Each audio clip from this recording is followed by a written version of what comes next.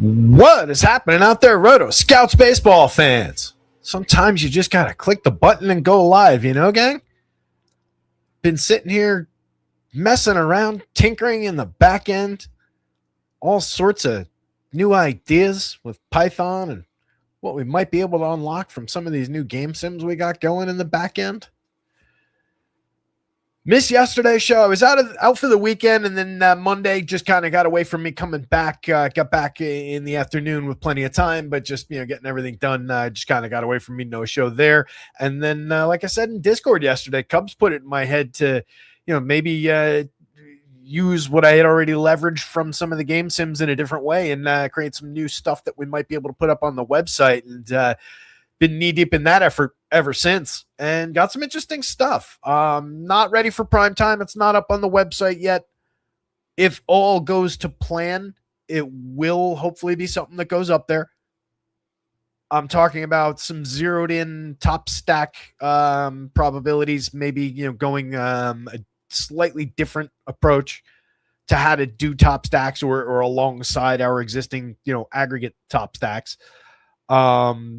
And then some top pitcher probability information that can be potentially parlayed into ownership, which I was just working on today, and some leverage scoring. Just ran just before the show. It's what I was looking at that caused me to go over a little bit.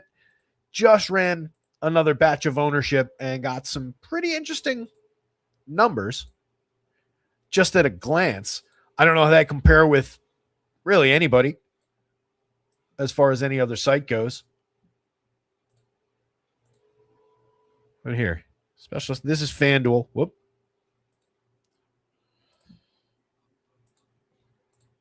It's like a quick little glance. That's what I got right now. So the projected would be that public ownership, that P-own, right? That would be the projected ownership column. And then this would be as it would be suggested to be owned coming through our sim to create the leverage score. So what it's doing is simming out the slate 10,000 times per game, taking that data, not using my fantasy points, but using the lineups and everything, all the relevant information from what we're projecting. And then that's all fed into the sim process, sims it out, spits out a whole big dashboard full of data from which we're drawing some interesting information. And then I've got a different process, like for my own lineups, where I can take lineups that I build with the projections, FanDuel lineups, and put them into the sim world and sim it out and create a whole solution there. That will be a significant amount of structure and infrastructure and investment that would need to go into making that public. And that's probably not going to happen. But these as data points, again, this is literally the second time I've looked at this. And I've been wrestling with it, trying to get the pitcher ownership up here. It was basically half this for everybody and spreading out equally down here. And I've been arguing with it, trying to get it in line with where it ought to be. I'm still seeing some gaps. Like I expect Shota Imanaga probably gets more popular than just 2.2%, but maybe not among the highest end expensive pitchers. So again, work in progress here, but this is kind of the general idea. You get the projected ownership versus the sim field ownership, and then kind of a leverage score for each pitcher. This isn't saying necessarily that it's going to come out as just the exact percentage. As just a placeholder for how it is now. But you can get a kind of an idea of what I'm going for there. So again, when we miss shows, if it's not for something I've mentioned, like I'm going to this, I'm doing that, it's probably just because I got lost working on something in the back end and not wasted, but spent an entire day. That's what happened to me yesterday. Hopefully that becomes something that we can all use and talk about on shows at the very least. As you saw, a couple of the top projected pitchers for ownership between the two. Jacob Misiorowski was drawing a little bit ownership projection lower on that board than what is suggested would have been, a little bit lower as well than what Shohei Ohtani was drawing. By the way, if I do create things that go up on the website, they absolutely will be available for FanDuel and DraftKings. That's just FanDuel because that's where I always start, because that's where I play. It's also the more straightforward because you're only rostering one pitcher there, so especially for ownership. Anyway, you guys didn't come to talk about that, and I didn't have cricket on last I looked at the TV, but that's what's on there now. We'll leave it. I had the Yankee game on, but I didn't have the sound on, so I'm not sure it might have ended around me. I know Max Fried came out. That's not great for the Yankees. Just about to get some pitching back. But anyway, they're also not on this slate. You guys didn't come here to talk about the New York Yankees. Let's dive into this one. I do want to, kind of get through it in a decent chunk of time for us. Pitching focused slate. You can see one team over 5. They're appreciably into the 5s. That's the Athletics in that bandbox out in Sutter Field in Sacramento. 10-run total for that game. Every other game, 9 runs or fewer. The only one at 9 runs is the Mariners at Astros game. Every other game beyond that, 8.5 or lower. So definitely pitcher focused. You can see that through all these middling totals. A lot of low 4s. Obviously, a couple bright spots for pitching with teams relegated into the mid 3s, like the Rays going up against Dylan Cease. Pretty tremendous option for strikeout upside. One of the top rated pitchers on our board. One of the guys who sims out the biggest pitching probabilities. Definitely a place to get invested at a high price, but well worth it, even against that interesting, frisky first place last I looked Rays team. Really interesting squad. They're useful for DFS. I don't love targeting Dylan Cease with a team drawing only a 3.45 implied total. On the other side, the Blue Jays, good enough team. They're going up against Griffin Jax, who's been entirely gettable through most of the year. He's stretching out as a full-time starter, as we talked about the last time. He went 2 1/3, 2 2/3 in 2 outings in full starts going into that one. So kind of a step forward from a traditional opener into more extended opening role, and then took a real start the last time, I would say. Only went 4 innings. I projected him at 4.5. That's where I've got him again today because we haven't seen him complete 5. But I think he's got the 5-inning upside in there. He struck out 3. He walked 1. He gave up 2 earned on 4 hits, 3 runs total. Faced 17 hitters. When things go to plan for Griffin Jax, he can be a high strikeout guy, but I don't think we're getting more than 5 innings. If we get 5, I think it's thank you very much, go hit the shower. So quality start probably off the board on FanDuel. Just not quite there and just hasn't really been pitching as that apex version of himself. The strikeout per 9 is way down. I'm not looking at the percentage, but the K per 9 is way down in the 3 outings as a starter versus where it would be in the bullpen. So you don't love it, but maybe as a value option, you could throw a couple darts in a large portfolio of lineups. The Tigers going up against the Mets. 404 implied total on both sides of that. Pretty even up with just an 8-run on the board. Framber Valdez and Christian Scott on the mound. Scott's been interesting. He's getting stretched back out a little bit. 5 innings, 4 2/3 in his last 2 outings. Had been making some regular starts down on the farm until April 15th, has been up since then, only went an inning and a third, faced 10 hitters in his first outing, but walked 5. So has been better in the last 2. Struck out 8 against the Angels in the middle start there. Kind of an interesting pitcher, more control command focused and run limiter, keep the ball in the yard than a big time strikeout option. But at least interesting enough to consider against that fairly free swinging Tiger squad with a low total. Going the other way, Framber kind of got exposed.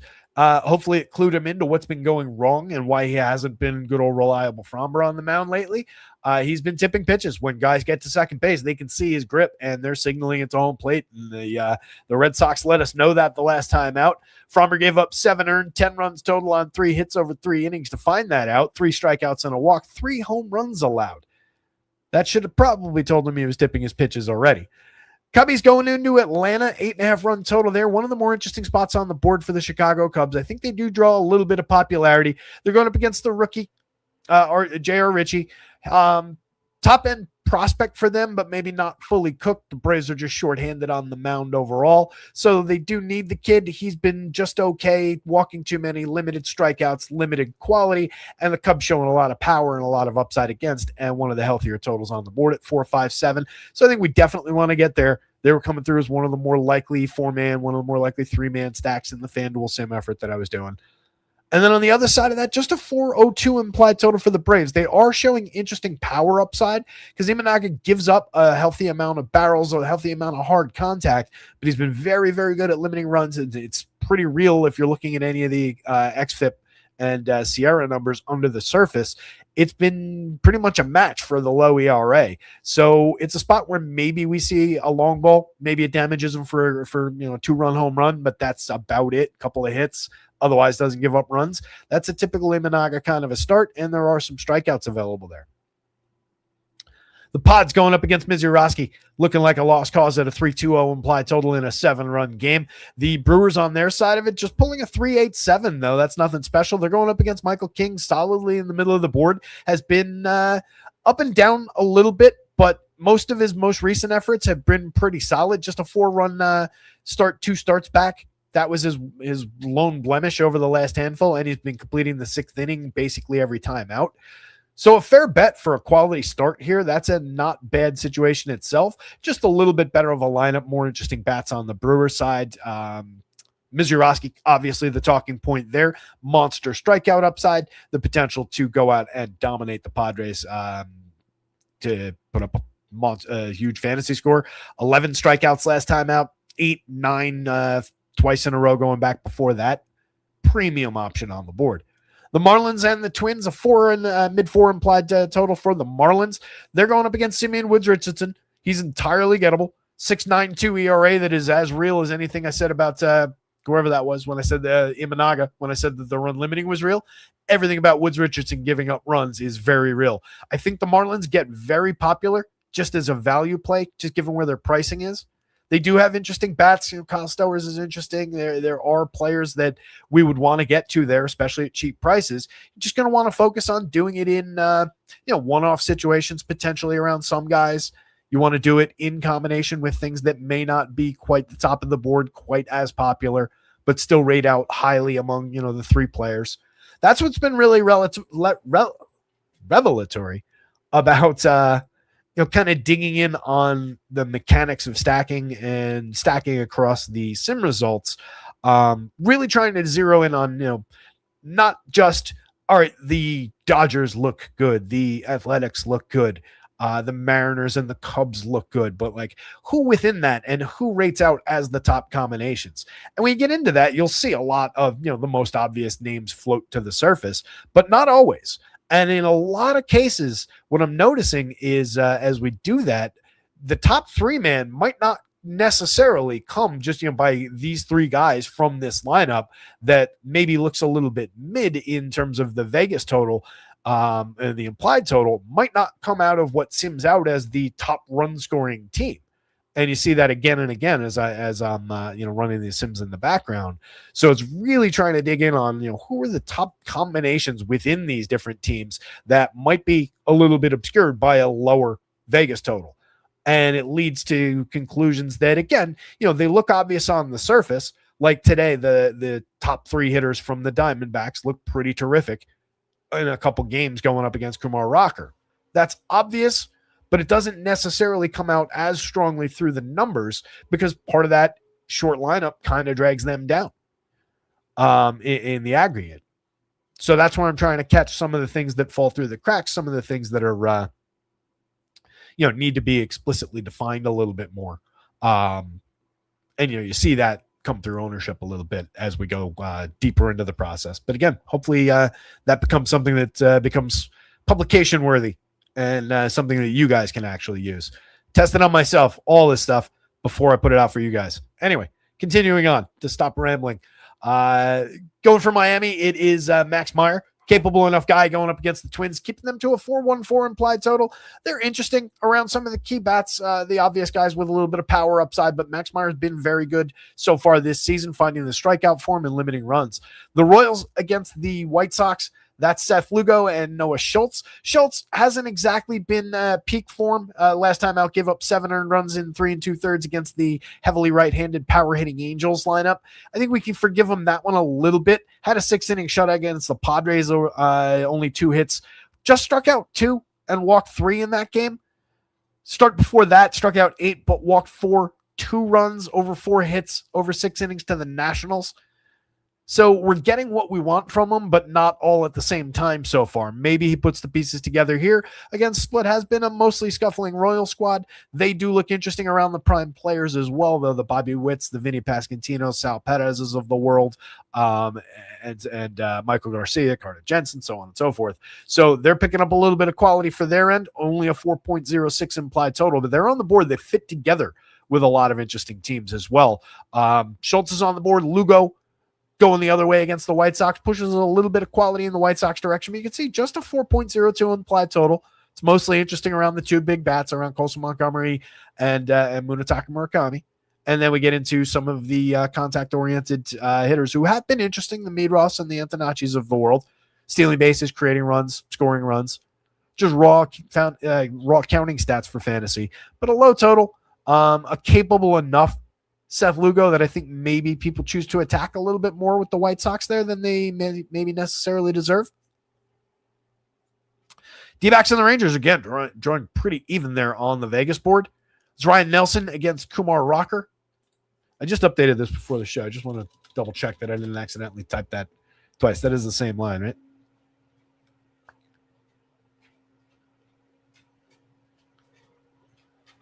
Eight. Minus 106, minus 102. Yep. Just wanted to make sure that was the same. And then the Royals White Sox is now minus 103, minus 105. But it was correct that those two were exactly the same. Every now and then the eyes jump and you type it on the wrong line. Just wanted to make sure. So matching totals for where we were. Again, Ryan Nelson going up against Kumar Rocker. I think we have good reason to at least consider bats on both sides of that one. We've seen Ryan Nelson break off strong stretches of starts in the past. Last two have been pretty good. 1 earned run in each, 4 hits, 2 hits, 5 2/3, 6 2/3. That was at Wrigley and against the Mets. So two pretty premium teams or that lineups that should result in premium teams. For the Mets, doesn't necessarily. But at least strong signs for Ryan Nelson, who had been kind of up and down through a handful of starts and particularly bad in 2 in a row, giving up 8 earned runs on 10 hits over just a third of an inning, and then coming back from that one, giving up 6 earned runs on 7 hits over 5 innings. So nice to see him pulling it together.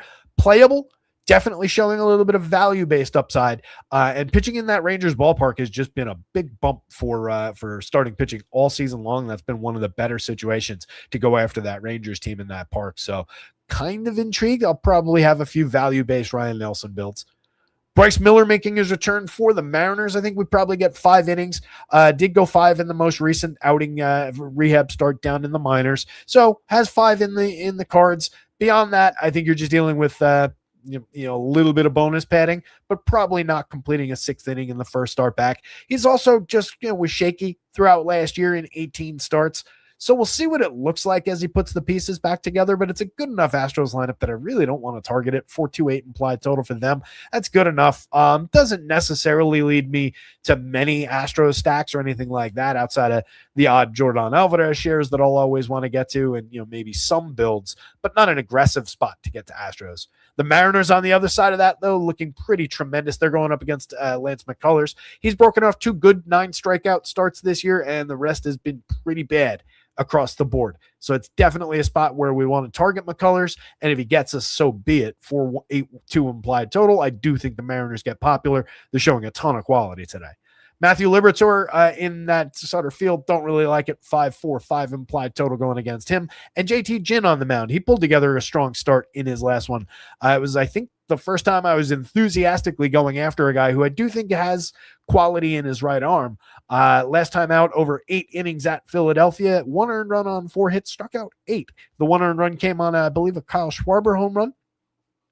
I know it was a home run. I think it was Schwarber that hit it, but dominant in that outing. I don't expect that here. The cards are interesting at a 4.66 implied total. They also probably get pretty popular for value in that lone juicy game. And then we close things out with Shohei Ohtani on the mound going up against Robbie Ray. No Ohtani in the lineup. He's checking the Giants down to a very uninteresting 3.01 implied runs. I don't think we really get to Giants bats outside of the most contrarian situations. The 4.59 implied total, 4.60 for the Dodgers, though, definitely interesting against Robbie Ray, who gives up plenty of premium contact, plenty of power upside, even with no Ohtani or no Ohtani. or particularly because he's not in the lineup and maybe they just generally get a little bit less popular, I'm kind of intrigued by the Dodgers, but they do rank a couple spots down the board from where you normally see them when his big bat's there. If he happens to be hitting, it obviously helps the team in the rising tide sense, but you don't get him for fantasy points in the lineup, just on the mound, as usual. But there he is when he's on the mound. So a pretty good option in that sense. 11-1 on FanDuel, 10-7 on DraftKings. Makes some sense to me. R. Stanley, what's going on, man? Appreciate it. Hit that like button, subscribe to the channel when you get a chance. Greg B. and Cone says we love new stuff. So do I. That's where I get into all these different ideas, and it's the one thing I really do appreciate the emergence of AI for is just the ability to quickly and effectively, if you're willing to sit there and test it and monitor it, and if you know what you're doing and asking for, AI is helpful in that space. I don't know enough Python code off the top of my head. I've never read a book or learned it. I took BASIC way back in the day in school, and I know the logic of computer language and everything, but sitting there writing it would take me forever. So being able to chop something up like that in 2 days and put together what I wanted is powerful. Boiling the oceans to make JPEGs of your political opponents and so on and so forth on either side, I kind of disagree with. Anyway, Cujo's here, Ducking's here, Steven's here. Let's dive into some of the pitcher breakdown. Take a swig of this. Probably already effectively forget what I said about getting through the show quickly today. Been rambling my way through it, but regardless, Ohtani, fire away. Mizurowski, same deal. It's a premium pitching slate. We've got some tremendous options at the top of the board. You get monster strikeout upside with all three of those guys. It's pretty strong matchups for all three of those guys. No issues with going up against the pods with Miz.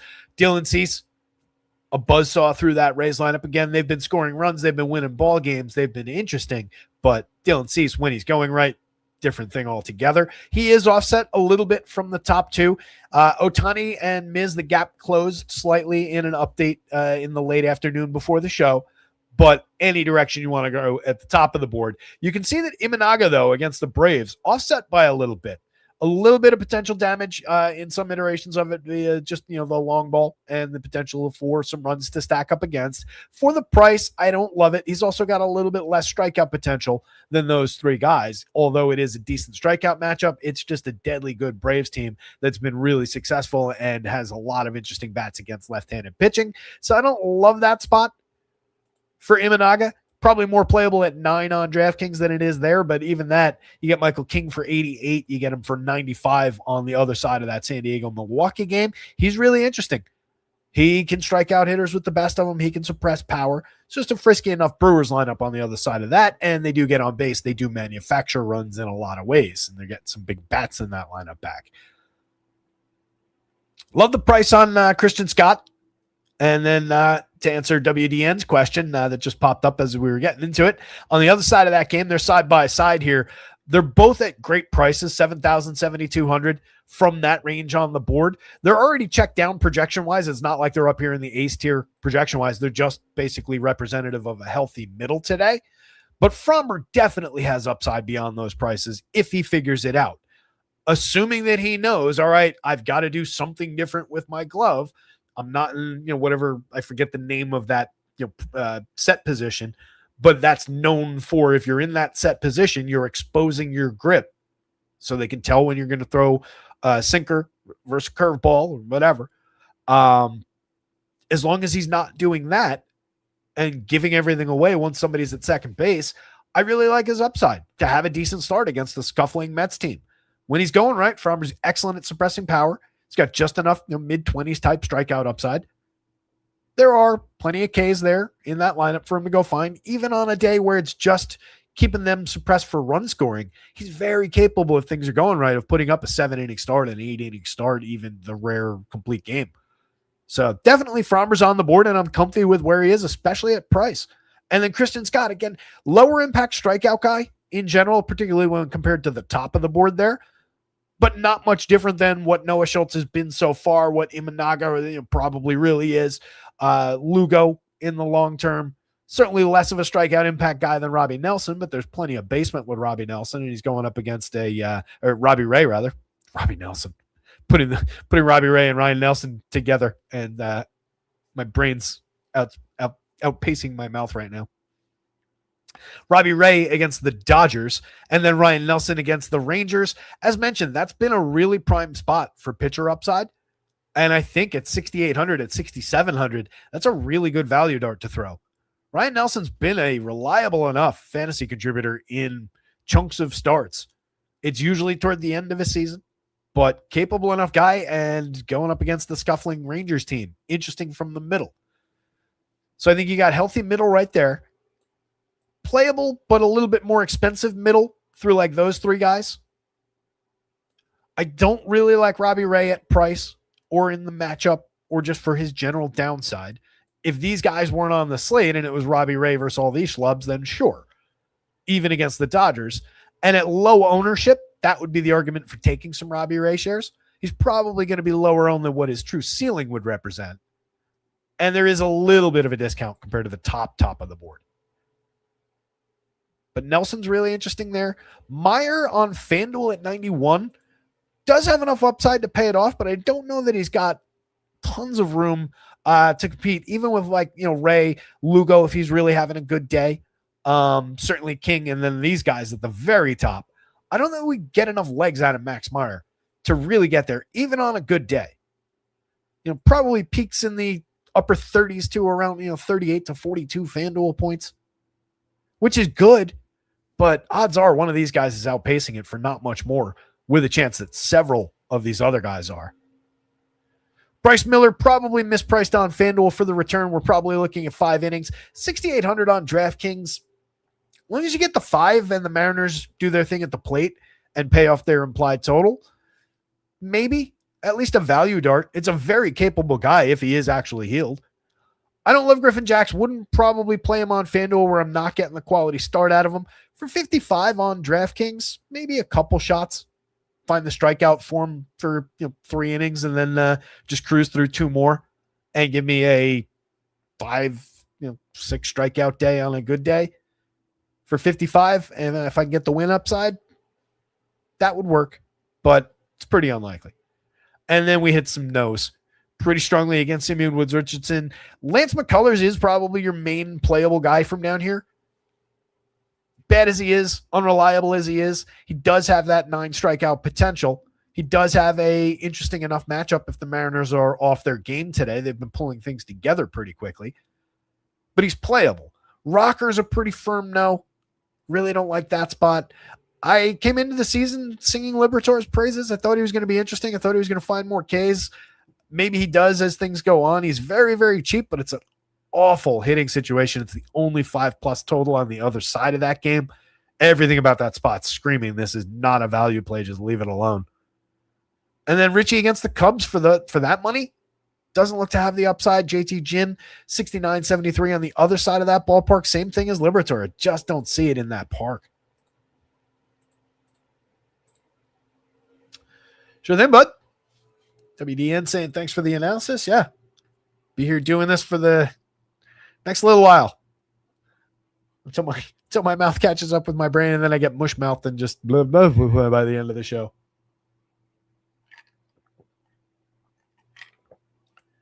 Cricket is bananas. I don't know how people hit a cricket ball. I mean, I also don't know how people hit a baseball, really. It seems like an absurd thing to be able to do at the top levels. No, I hit a baseball that, my niece throws. We were playing in the backyard the other day. Fun time. I was not arguing, but I was advocating for her to be put in some sort of little league. Kid, she's 11 this summer, and just got to play at least 1 year of little league, baseball camp, something like that. Kid's naturally good at it. Not saying she's going to, break the female barrier in the major leagues someday or something, but she's just good. I think she would enjoy it too. But it's real fun.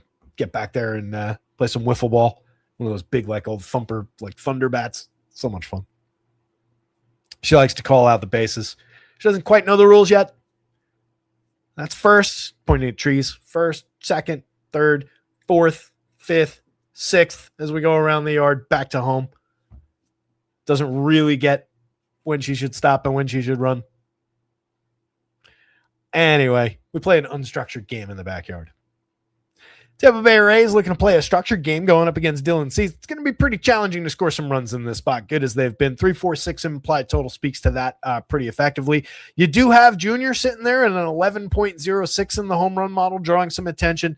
I would say that good as they are and appealing as they can be, they are a little bit pricey to be facing Dylan Cease on FanDuel with all three guys in the mid threes. Those are low relative prices for those guys' talent, but in this spot particularly, if you're looking to get different, I'd like to be different and low cost if I can.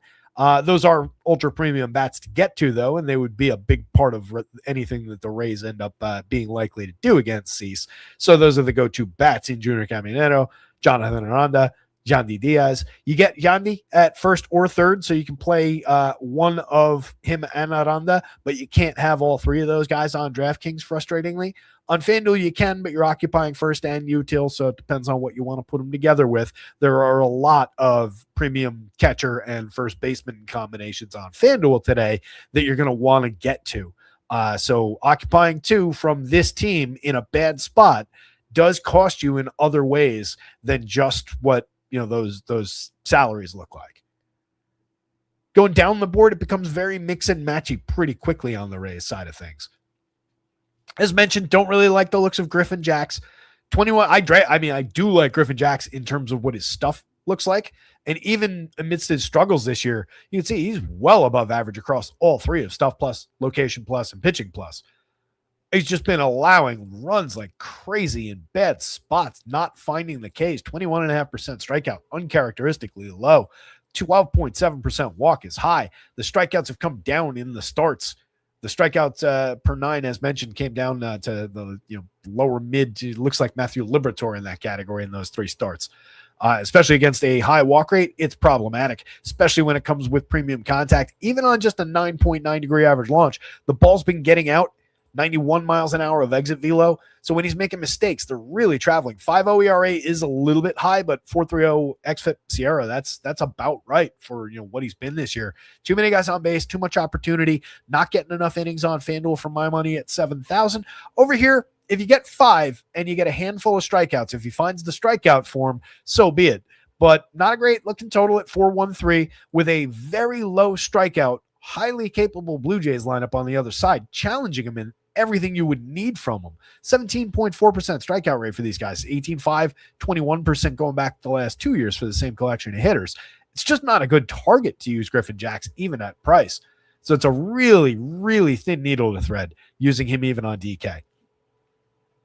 Cease is obvious. Smoking hitters at a 34.6% strikeout rate, 15.7% swinging strikes, 2.58 ERA with a near matching 2.46 xFIP, slightly higher, but who cares? 2.77 Sierra. He's been absolutely tremendous. Major strikeout potential, even against a low strikeout squad like the Rays. 18.4, 19.5, 19.6 going back the last couple of years. But you do pick up some targets that he could probably punch out a few more times than the average guy and just rack up the total a little bit. Maybe it's slightly under his usual dominance, but a healthy start for Dylan Cease, especially at 10,000 on DraftKings. Reasonable. 10.7 on FanDuel. Reasonable. I like the pricing. I like the pitcher. Definitely going to try and get to tons. Between the two lineups, again, if you're choosing to attack Cease, you're doing it right there, but pretty much so is everybody else. Your natural inclination and the slate's natural inclination is not going to be going to Jake Fraley, even let alone Richie Palacios, Cedric Mullins, and so on down the lineup. Let me try and get some update. That's probably confirmed by now. Chandler Simpson would be an absolute priority. For one, he is ridiculously low strikeout. He doesn't draw walks, so he won't exploit the Dylan Cease walk downside. But his likelihood of just slapping one or two and getting on base and then wreaking havoc like he does is definitely what you would want to chase in this spot. 339 on base, a 313 WOBA, but a 256 xWOBA. But I think he's just going to be one of these players that continues to hit for average. It's what he's always done, and a player who doesn't effectively drive the ball. So where he hits it on the board is not going to look like something that would result in premium opportunities. And that's why xWOBA is always going to be a weird category for him. But he's going to be one of those guys who defies it because of the blazing speed. He can beat balls to positions on the field that most guys or all other guys can't. So he just is going to look different in that ex-Woba category, and I think we have to ignore it, particularly when he's hitting up at the top of a lineup if we're going to that team for contrarian reasons. Junior's a must.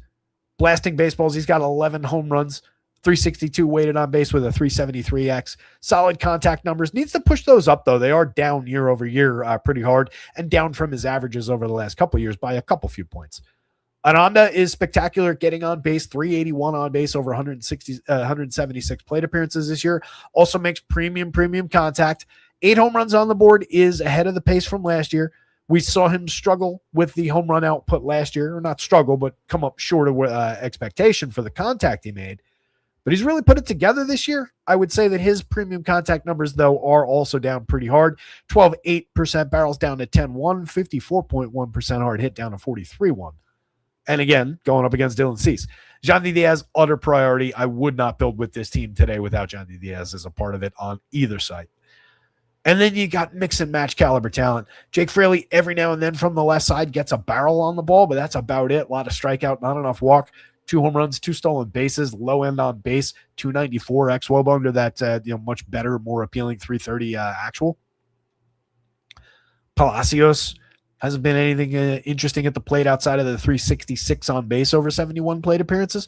During some walks, maybe he pushes Cease for a walk. That would find the downside, but then you're dealing with him into, from the 6th spot, a 3-man group of Mullins, Fortes, Taylor Walls. The best option there is probably a cheap Nick Fortes at catcher, but not much upside. On the other side of it, with the Blue Jays, I do think you could target some Griffin Jacks. Becomes a bullpen game after he's out of there. There's potential there. George Springer's at least interesting at 42-27. He's been pretty bad over 102 plate appearances and a chunk of missed time. But we saw how strong he was last year. We saw what the upside can look like. Any given slate at worst, considering where he's priced, it's all factored in at this point. 26-21 for Penango is kind of interesting. He filled in adequately over 34 plate appearances. Addison Barger came back for one day, threw a baseball really hard, and went back to the IL. So that's problematic for the Blue Jays upside, but a good thing for Penango, who gets to hit in the 2 spot here for really cheap. If you're going to Blue Jays stacks, he's at least interesting because he helped you afford Vladdy Guerrero at just 4,800, who's already priced down, 29 on FanDuel. I still haven't really figured out what Vladdy's doing wrong, at least according to the sites. Slashing 292, 375, 377 looks pretty good. 337 weighted on base, but a 362 ex-Woba underneath it. Yeah, he's only hit 2 home runs. The pace has been off a little bit maybe, but the upside is there. The contact is closing in on previous numbers in terms of the barrels. It's at 9%. It's down, sure. But I mean, to price him down this significantly when he's still producing 113 WRC plus, doesn't make a ton of sense. Kaz Okamoto hasn't gotten credit for his surge. 3,900 on DK, 31 on FanDuel, third baseman. 10 home runs on the board. They moved him back in the batter's box, and all of a sudden, blasting the ball. 122 WRC plus so far. Dalton Varsho, you're just looking to get a cheap outfield bat from the left side to throw at the righty starter and then the bullpen here. I prefer Jesus Sanchez. I'm not... Let me fix those accent marks real quick. It's a simple fix. I just didn't copy the ASCII column, I guess. I prefer Jesus Sanchez. Hits the ball really hard. Just a slightly more reliable guy with similar power upside to Dalton Varsho. 6.9% barrel, 45.5% hard hit. You can see the upside through the last few seasons. We've spent a lot of time talking about Jesus Sanchez and just the general quality, and he's been in the lineup quite a bit this year so far for the Blue Jays. Kind of an interesting bat who hasn't gone up in price. He's cheaper than Varsho, and I think the upside is probably a little bit better. 5 home runs on the board. He does have just a 92 WRC plus to Varsho's 97, but with both guys being below average, give me the guy that people won't take as frequently.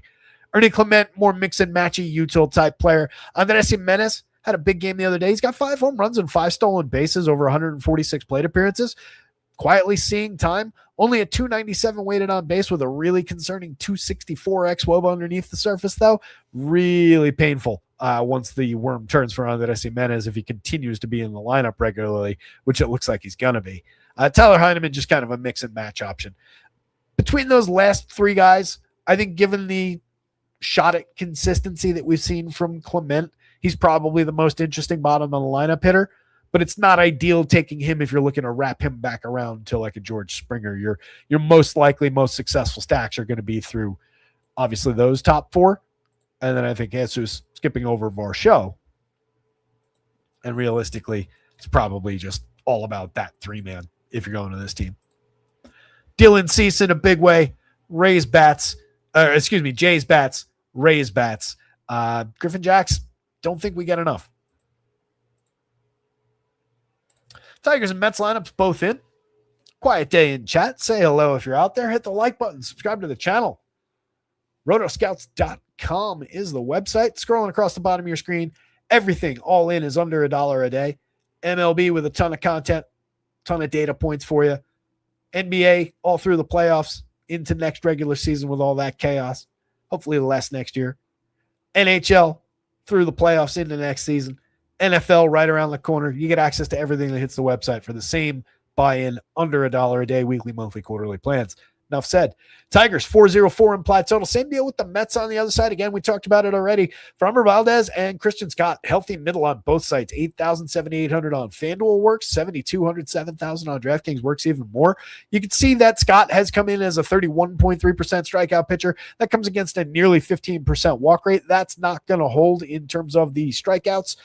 In a sample of 9 starts, 47 and a third, just below a 20% strikeout pitcher 2 years ago. Worked to a 4.56 ERA with a 4.71 xFIP. Kind of a control command focused pitcher, not a big time punch out guy unless things have dramatically changed for Christian Scott. Going up against the Tigers team with a 21.1% strikeout rate so far this year, 25.3, 25% for these guys not named Kevin McGonigal the 2 years prior to that though. Definitely some targetable options for a little bit of strikeout upside.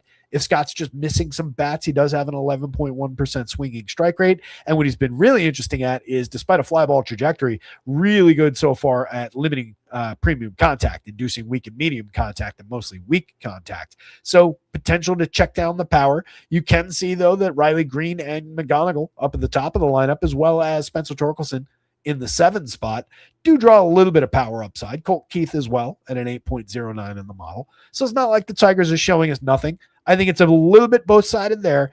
It's probably more both-sided for the Tigers than it is for the Mets going up against Framber. I do think the Mets have enough value that you can play them, and they've obviously got some appealing names. What they're really probably showing and what they're probably going to be best for is value, because they've gotten cheap around just some terrible play. You can see this starting lineup outside of the 5 plate appearances from just last night for rookie AJ Ewing. He had a spectacular debut, 397 WRC plus in one game for him. The only guy in this confirmed Mets lineup that has an above average WRC plus is exactly who you'd expect. It's Juan Soto, but he can't do it all alone. He's at 271, 366, 458, 4 home runs on the board. We've got 5 homers for Mark Vientos in a similar sample size. 2, 3. It's not a power hitting team right now. It's just not a good team. So cue the upside music for Framber. I really like his potential to get it back together. If he can manage to just keep something, even if he doesn't want to change how he holds the ball, just keep guys from getting to second base, and that'll help. The Red Sox were obnoxious about it, though. People were saying they didn't deserve to get drilled, but they stole second base repeatedly just to put somebody there. And you can't blame them. I mean, it was obviously working. WDN wants to know McGonigal or Riley Green at Util for 3.4K one-offs. FanDuel can play Caminero. Just don't like his matchup against Cease. What are your thoughts on that? Between the two, I would probably lean toward Riley Green. A little bit more established, a little bit more, I think, true power upside. McGonigal's been spectacular, and he's been hitting for average. He's been getting on base. In a perfect world, maybe you're taking both of them with a third guy from the Tigers, like a Colt Keith for cheap at second base, and building a 3-man around that. But if it had to be one, I would say probably Riley Green. And I think he competes a little bit better with Junior Caminero. 11.24 for him in the home run model. And to go back one game, Junior was right around that same territory, 11.06. You can't really get closer than that. Junior will probably outdraw him by small decimal points in plate appearances, but you're not sacrificing much. So I would slightly lean toward Riley Green in that overall as well, because I would rather target Christian Scott, certainly, than Dylan Cease. Looking down the Tigers lineup, McGonigal, again, to address it though, 10.9% barrel, just a 35.9% hard hit. Needs to find the consistency with the premium contact a little bit more frequently, but has been utterly spectacular. And you get tons of opportunities via bat on ball. 12.5% strikeout rate. Also drawing a ton of walks, 13.6 to support that absurd 403 on base over his first 176 plate appearances in the show. Kid just has not relented. 382 WOBA, 390X, 143 WRC plus to sit second on the team behind only Mr. Riley Green at 155. Keith has been continuing to hit the ball hard. Really interesting. Has not gotten any kind of price bump. 3,200 at third base. Totally works on DK. That's where you'd want him. 331 weighted on base, just a 325X underneath it. The surprising thing, I think, given how he's been striking the ball, just a .070 ISO, not finding the results for extra base hits, but finding success anyway. 313, 352, 383 in the 3 spot. That's ideal. You get a guy who can hit for average and is succeeding at doing so, getting on base regularly to set the table, and still has the ability, maintains the ability to hit for power, drive the ball, put one in the seats. So really interesting spot for Colt Keith, and I love the ability to put him at second or third for just 26 on FanDuel. I would play him at first for that price as well, by the way. Matt Vierling, more of a mix and match talent down lineup, kind of scuffling over 108 opportunities this year. Wensil Perez does put great bat on ball and has done so over time. Been really low strikeout, over 86 plate appearances. That's about the best thing we can say about this season for him. 36 WRC plus, kind of ugly for the switch hitter, but always an interesting guy to throw in, hitting 6th today ahead of Torkelson. If you're digging down to the bottom of the lineup for Torque, you can bring Wensil along for the ride in some of those builds. Torque, 16.1% barrel, 48.3% hard hit, tremendous power, 6 home runs. Everything else is wildly inconsistent. A lot of strikeouts, but does draw walks and has pushed the walk rate up this year. That comes with an uptick in strikeouts so far. I would trade back the other way if I were him, but we'll see where he goes. He's gotten very cheap for the power upside, 3,100 on DraftKings, 2,800 at first base on FanDuel. But again, a lot of desirable first base catcher combinations, so you don't want a ton of blockers at those positions from the middle. Going to the Mets, they're slowly turning this by necessity into kind of a rebuilding year. AJ Ewing getting a shot now, 2,500 shortstop and outfield eligibility for the kid on DK. Remained at the min price, which is real interesting on FanDuel. Deadman, 2,000 in the outfield. The kid's good. He's not going to be 500 with 2 runs scored, 2 RBIs, and a stolen base every night out. But he is supposed to be good. He is capable of drawing a walk, hitting for average, stealing a base, the occasional home run. It's an interesting player from down lineup, particularly with the cheap shortstop eligibility on DK. It's somebody to consider there in a build where you move Bo Bichette to third base or you don't take him along for the ride at all. Just a way to cheapen things up around the Mets. If you're choosing to attack Framber Valdez, it's just Framber, what does he do well? We talk about it all the time. Limits power, limits home runs. Even in a bad year, 2.56% home run rate so far, 8.3 degree average launch. Remember, this is as he's tipping pitches. So he is just naturally gifted at keeping the ball down. Even Soto, 8.19 in the home run model. He's the linchpin of anything Mets, though. You're taking that monster contact, the ability to hit for average, the absurd ability to get to first base, low strikeout, premium walk rate. Juan Soto, one of the best bats in baseball, 59, is perfectly fine on DraftKings and relatively correct. 3,100 on FanDuel, even on a struggling team, is just stupid. Carson Bench has been pretty bad. 3 home runs, 6 stolen bases, up to 215, but only a 280 on base, 278 weighted on base with a 317 xWOBA. There's not a lot of there. 77 WRC plus. Ouch. Bichette, as mentioned, has just been a mess. It's not really because of anything wrong in the contact end. He's lost a couple points of hard hit, a couple points of barrel, but they're more reminiscent of 2024 than his resurgence last year. So maybe it is just he is more that guy than the uptick that we saw back to superstar caliber. I don't think that's the case, though. My money would still be on the talent that we've seen multiple times in the show is what we thought it was. So I think he puts it back together, but he's an unreliable, unnecessary wager at this point. Semien just kind of lousy all season long, continuing to be 281 on base. That 281 matches Mark Vientos, but at least you get power upside, premium contact upside out of Vientos. 10.3% barrel and 46% hard hits. He's got 5 home runs on the board, also carrying an interesting enough 349 xWOBA under that 307 actual, and just getting regular opportunities here. We know we like that bat. So if you're going to Mets, 3,000 at first base. I don't love occupying that position that way. 27 at third works a little bit better for my money. Brett Baty, definitely interesting from the left side, given what we saw from him last year as far as some batted ball and a medium sample. This year so far, kind of going through it over 131 like everybody else on this team. Tyrone Taylor, Luis Torrens, just mix and match guys at the absolute best, and probably not even that. Fromber, Scott, Tigers, Mets.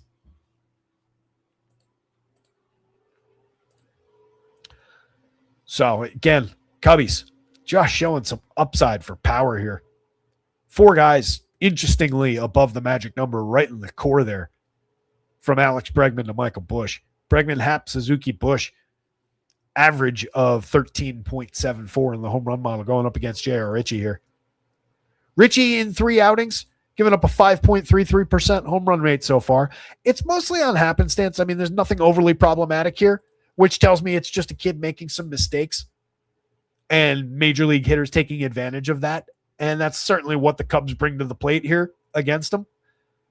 So I really looking to exploit some of that downside. 4.58 implied total for Chicago. When he gets right, I do think Richie's going to be a pretty talented major league pitcher. Right now, a 3.63 ERA that on the surface might fool some people, but a 5.41 xFIP, 5.68 SIERA. That's who he's been. 16% walk rate against just 17% strikeouts at the major league level.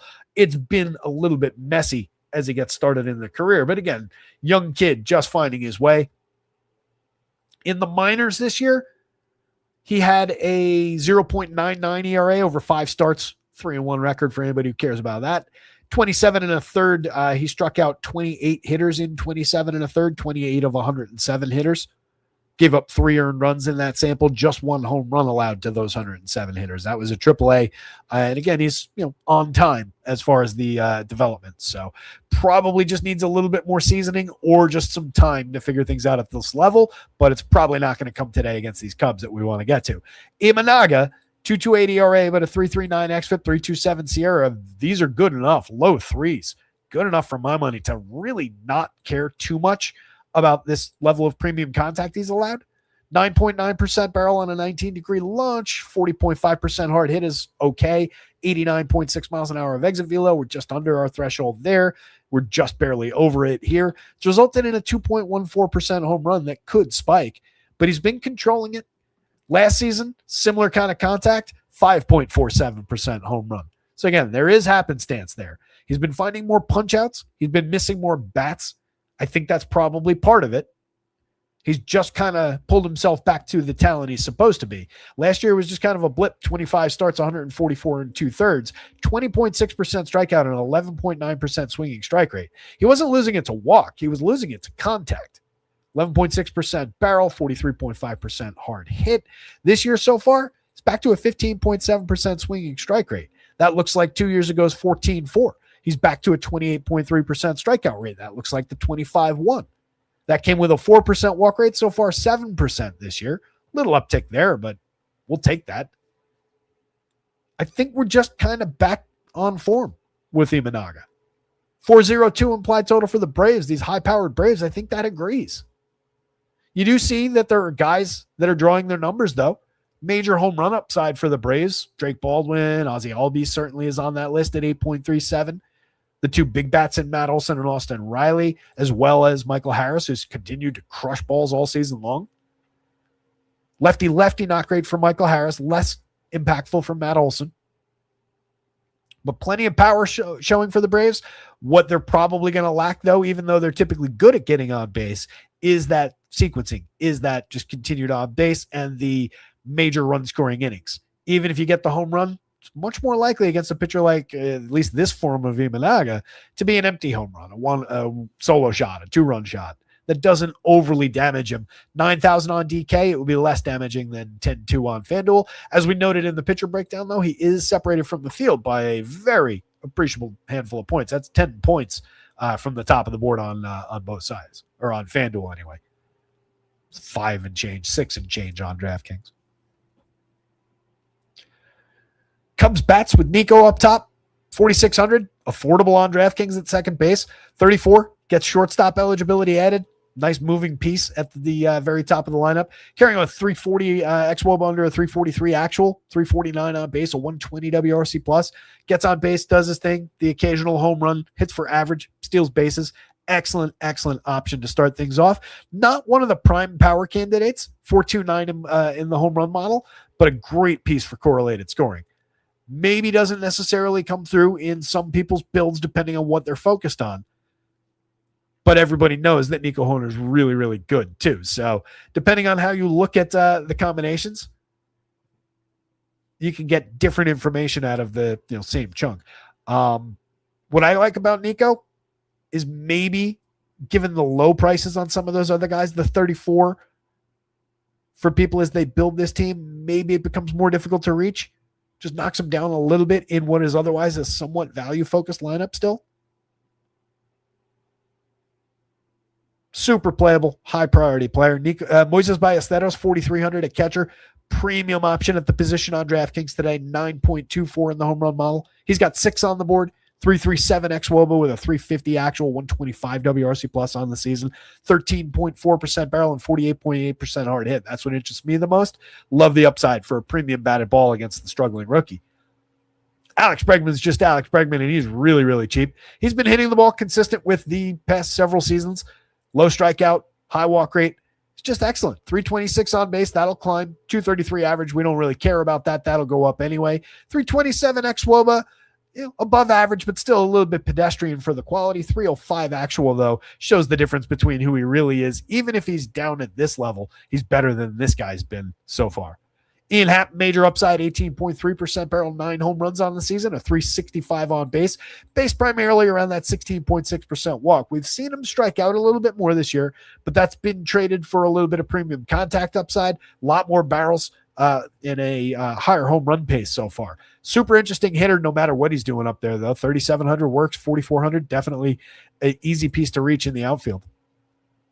Seiya Suzuki making very good contact, 5,300, 3,600. Most expensive player on the team, but also the highest home run mark at 14.98. He's hit 7 in just 123 plate appearances. Been crushing the ball, also getting on like crazy. 398 on base. Don't overthink it. Just go to Seiya Suzuki. He was an obvious piece today.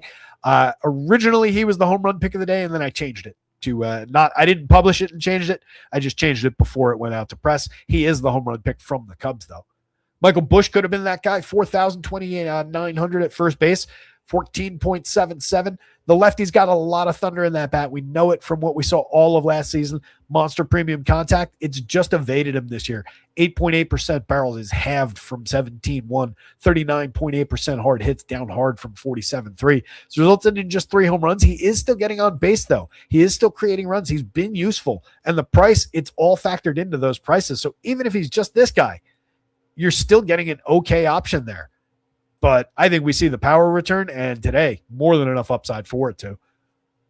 Carson Kelly, more mix and matchy, but awfully cheap at 3,400, 2,700. He's been good doing his thing so far this year, 124 WRC plus, pair of home runs, 377 on base, low strikeout, high walk rate. That's who Carson Kelly is. Also puts good wood on the ball, 8.8% barrel, 45% hard hit.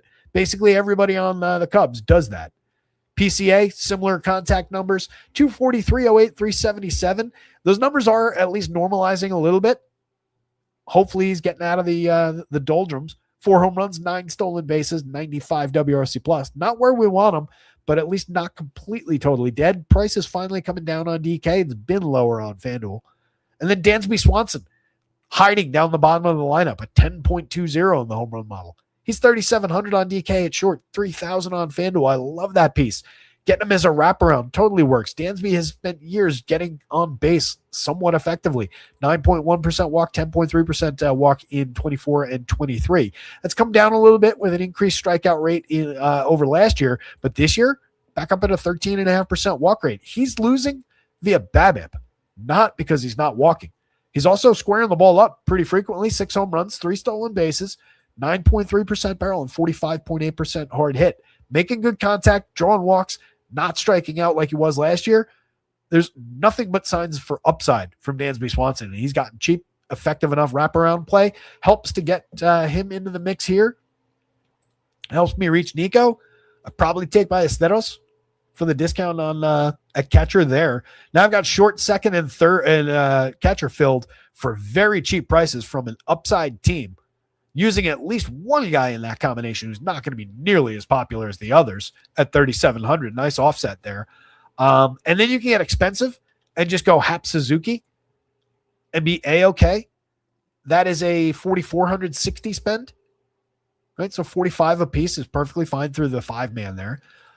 But if you go Hap and Bush, bring it down to exactly 4,200 a piece. If you go Hap and Bregman and just straight line it through those guys with Dansby attached from the tail, 4,140, so 4,200 a piece with money to spare. It's an interesting build, and you can play that same game through combinations here and here.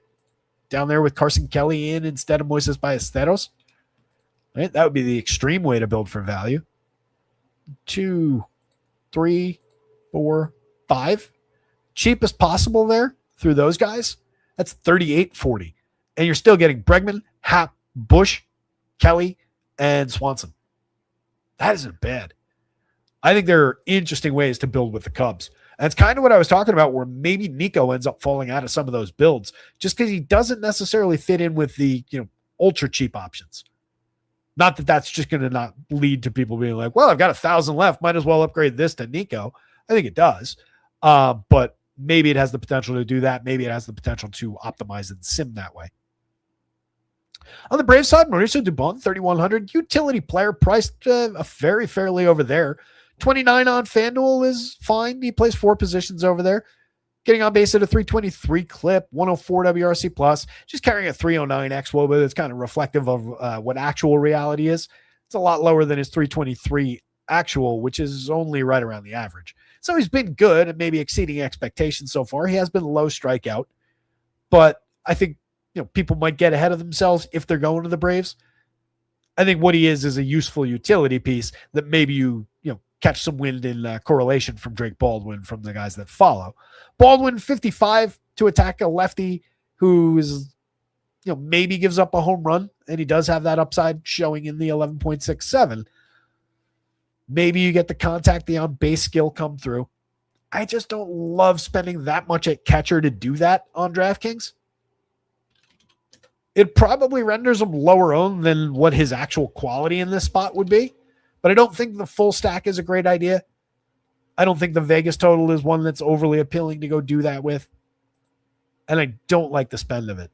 He does have 4 of his 10 home runs against same-handed pitching, though. He's been crushing lefties this year, 323, 417, 548. Believe he was reverse splits last year as well. If it would come up, come on. 4 of 19 home runs last year, but slashed 299, 358, 460 with a 129 WRC plus against same-handed versus 267, 336, 472 with a 124 against righties. So Drake Baldwin, more than capable here. It's mostly about the price and then how everything else in this lineup kind of bumps off the matchup. But there's upside for the power to show through. 4,000 on FanDuel, I think you just don't need it. That's a very high price for a position we don't necessarily need in a bad overall spot for his team. Ozzie Albies at 45, priority on either site if you're going to this team. 35 on FanDuel totally works. Ozzie's reclaimed a lot of his talent. It doesn't really show in the premium contact at just 4.2% barrels, 28% hard hits. Little success happening through BABIP for Ozzie right now. 7.7% walk, getting on at a 354 clip with a 301 average. So you can see it right on the surface. 372 weighted on base, 304 xWOBA if you need more direct indicators. 138 WRC plus, though. We've seen Ozzie succeed at all-star levels in seasons past. He was just doing better things around the edges of it to make it more real. Matt Olson is very real. 14 home runs, plays every day. 294, 374, 644 slash line, a 403 xWOBA under that sparkling 431 actual. He's been the best version of Matt Olson to start the season this year. Austin Riley slowly pulling it together. We are up to 6 home runs, a 222, 93, 77 line, 88 WRC plus, a 305 xWOBA. A long, long way to go, but at least making good contact that's approaching slowly but surely his previous numbers. So hopefully we get there. The 6 home runs are important. 176 plate appearances.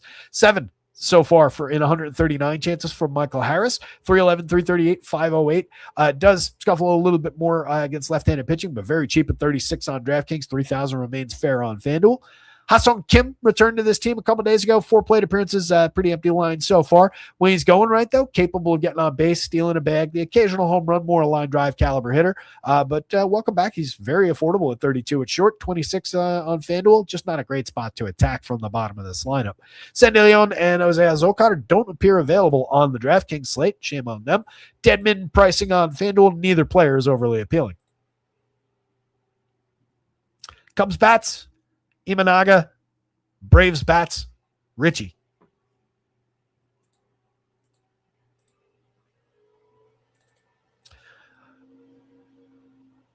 Yeah, WDN, they are playable. But I just don't think as I was digging into with that spot, you're talking about Albies and Austin Riley. Playable, I just don't overall like the spot for the Braves. I think it looks more like even if it's 2 home runs, bend don't break kind of a day on most of the downside for Imanaga. You flip that coin 100 times, even the downside 50 or 45 or whatever percent, a significant chunk of that will be 4 to 5 runs, but not terrible. You'll see that, in a step down curve. So targeting that small chunk, the long tail where he's given up 8 to 10 and given up 3 home runs to that team through that lens, sure. And that's where, we look for some of the spots to exploit that people won't necessarily get to, that won't necessarily project out that way. And I think that's where the home run column there could be a nice guide through that, right? So anytime you're wondering bad spot, not great against pitcher who's been pretty decent, but does give up good contact, does it jibe, does that make sense? You can poke your head right into the home run column and see that those guys have successful upside marks there. But if this guy's good, and if he's good for real in columns like this, know that even with these, it probably does indicate one of those days where you're more likely to get, even if it's 2 home runs, a 4-run game, a 5-run game, than you are to get out to that, extreme long tail. But yeah, those 2 guys are in that mix for sure. Mr. Guy asked, Jared, at this point of the season, who are your 3 most confident division winners? Let me pull up the current standings. Take a look.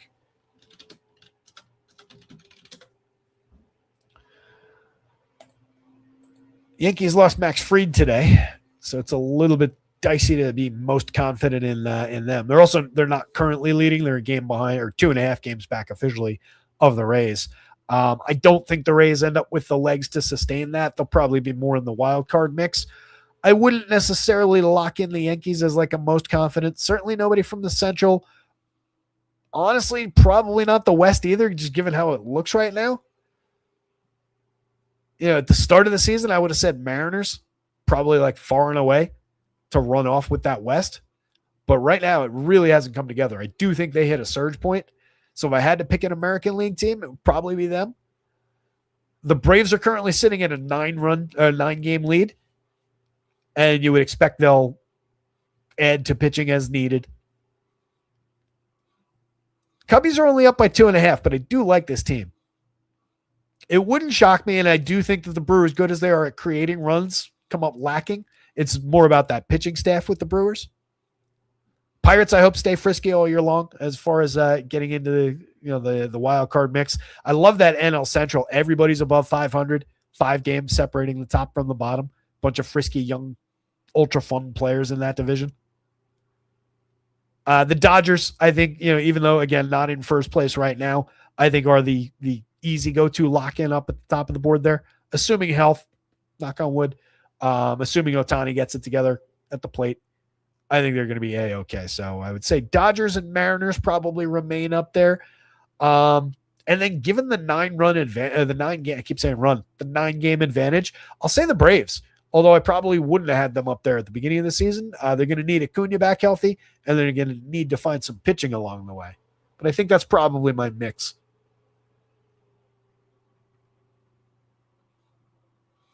Thanks, Meech. Meech was following it. Yeah, I ran out of gas with KC. Yeah, I had a couple chasers in the last few days. Some really interesting ones coming out of the new process that I was talking about. And Our guy Cubs has also, he's just been hand building with, some of our data, some from other sources as well. I know he's got his head into a lot of different data sources. We talk about that behind the scenes, and he's always bouncing questions off me. XX Cubs, Dennis, has been killing it on FanDuel. He's been living in that top 10. Either interesting lineups that are strong chasers into the 200-point FanDuel totals and beyond, or actually, finding results. He had a strong finish. Was it a first place, I think, for a few thousand, and then another top 10 actually finished locked at the end. I had a second place last week. So, strong results from the crowd so far. Pile into the Discord. It's free. It's linked down there. Share your results. Join the community. Hang out. Don't have to be a member to join Discord. Just come hang out. Anyway, let's roll on here. Lot to talk through. Mizurowski, dominant option up at the top. Nearly a 40% strikeout rate over 8 starts, 44 innings. If you were watching him against the Yankees the other day, just ridiculous flamethrower. Throwing some of the fastest pitches in recorded history, or like the 10 fastest fastballs in recorded history. Just another planet right now. 2.45 ERA at 2.39 xFIP, 2.40 SIERA. It's all very, very real. 17.1% swinging strike rate. Guys up there flailing against this kid. Michael King on the other side, not quite to those degrees. 11.6% swinging strike rate is nice, though. 25% strikeout rate is adequate. Not when it comes with an 11.1% walk rate. That's what he needs to tidy up. That's where we're getting some of that 411 xFIP, 403 SIERA. Too many guys on base. He's been beating hitters a little bit to the punch, though, with winning through BABIP. 105 whip doesn't necessarily match that walk rate. So finding a little bit of luck. 10.8% barrel on a very fair 87.1 mile an hour average exit velo. So the only home runs have been a couple mistakes that have gotten up and out. 2.2% home run rate for him. Pretty realistic. He is good at inducing weak and medium contact. So he takes away a little bit of the power upside from a Brewers team that already doesn't totally lack it, but they don't have the thunder that a lot of other teams do. We've talked about that quite a bit with these Brewers. They're excellent at sequencing. There's no Christian Yelich still in the lineup. They did get Jackson Chudio back. That's a big bump to their power upside and their general quality. Andrew Vaughn is another very realistic power bump coming back. He's only made 22 plate appearances, has a home run on the board, a couple well-struck balls on the board so far. So they're gaining in that quality. But you can see nobody above Chudio's 7.14 in today's home run model. So you got to give King credit for that. 9,500 fairly projected up toward the top of the board. 8,800 on DraftKings. I do think that he is a step down, or 2 tiers down from the aces as far as the overall quality, but only a small step down from them as far as where he projects out relative to the rest of the field. You can see there are a couple spots of differentiation, FanDuel to DraftKings scoring. So just be aware of that. Sort for your appropriate site. And all these guys are kind of packed in the middle. Same thing on DK when you look up and down it. But he's the guy who compares most favorably with kind of similar ceiling to some of those upside pitchers. So either way on the mound, I think that's reflected in sub-4 totals. Obviously, the 3.20 implied takes the pods nearly off the board outside of just fishing around with a team that's underperformed for power, run scoring, any kind of expectation you want. Going up against the kid who's been one of the most dominant starters in the league just doesn't feel right outside of just being contrarian for contrarian's sake. They have gotten cheap at least to do it with. 45, 47, 43 for your 3 prime targets in Merrill, Tatis, and Machado there. And then you get even cheaper options if you want to stretch it out to a 5-man. 36 for Miguel Andujar, who's at least successful with the hit tool. 41 for Xander Bogaerts, who's at least driving the ball effectively, has 7 home runs, 5 stolen bases, finding some counting stats. Those are reasonable approaches, but it's just not a good target unless Miz just loses form today. What he does come through with sometimes is a high walk rate, 9.6% so far for the season. These Padres do have guys who can draw walk rates and professional hitters for sure in that lineup, but just not feeling overly comfy with that 3.20 implied total outside of a few, maybe just, again, contrarian for contrarian's sake and maybe a little bit of value tickle on it, but just darts. Merrill at 45 has been driving the ball, not finding the results. 294 on base, 4 home runs, 8 stolen bases. You're just chasing that contact, 9.6% barrel, 47.8% hard hit. Looks like him when he's on form. Nothing else does in the results column, but that does render guys sneaky from time to time. He's gotten a little cheap around it. Tatis, famously, no home runs on the board, 10 stolen bases at least, but really, really struggling to put anything in play on the correct side of the field to exploit his ongoing excellent contact. 353 xWOB is starting to get frustrated and scream at this 283 actual. Ask it what the hell is wrong with it. Manny Machado, premium contact is down pretty hard year over year, but it's still in there. I think we continue to give Manny a little bit of a leash. Getting difficult to see, though. 193, 293, 350. You know, in movies when somebody's like slowly sinking into the abyss, if they're, drowning, Jack at the end of Titanic, you'd see them and then like they start to get blurry, but you can still see them. You can still see them and like they get just fade into the background and then they just take them out of the frame and they're gone. Manny's only just fallen out of our grip. He's still right there. If we had a pole, we could reach out to Manny and he could grab it. We could pull him back onto the floating door in this analogy. I think he's going to be all right. But he's starting to sink. Gavin Sheets for 29 does give you a fair amount of premium contact from down there for that price. The ability to stick him in the outfield on FanDuel works. Get him off first base. First base only on DK, you're just riding with some premium contact upside against a guy who just is not yielding it. So I don't love that. Sheets not a big-time strikeout guy, so at least he's avoiding that downside against a human pitcher, but against Miz, I think it just comes right back to bite you. Castellanos, meh. Freddie Furman, you're just hunting some bat on ball, another low strikeout player, but hasn't found the quality bat on ball, hasn't hit for average at all this season. He's just a cheap slot at catcher. And then Ramon Laureano, who has put bat on ball effectively this year. He's only found 5 home runs and 4 stolen bases in 154 chances, slashing 215, 299, 385. Nowhere near the quality that we saw from him in a breakout last year. That might have been a 1 year, flash to the peak of his powers, never to return kind of a thing last year from Ramon Laureano. We had seen quality over time going into that. We had seen good batted ball events, but the consistency was lacking. He found it last year. I don't know that he's able to carry it with him all year this year.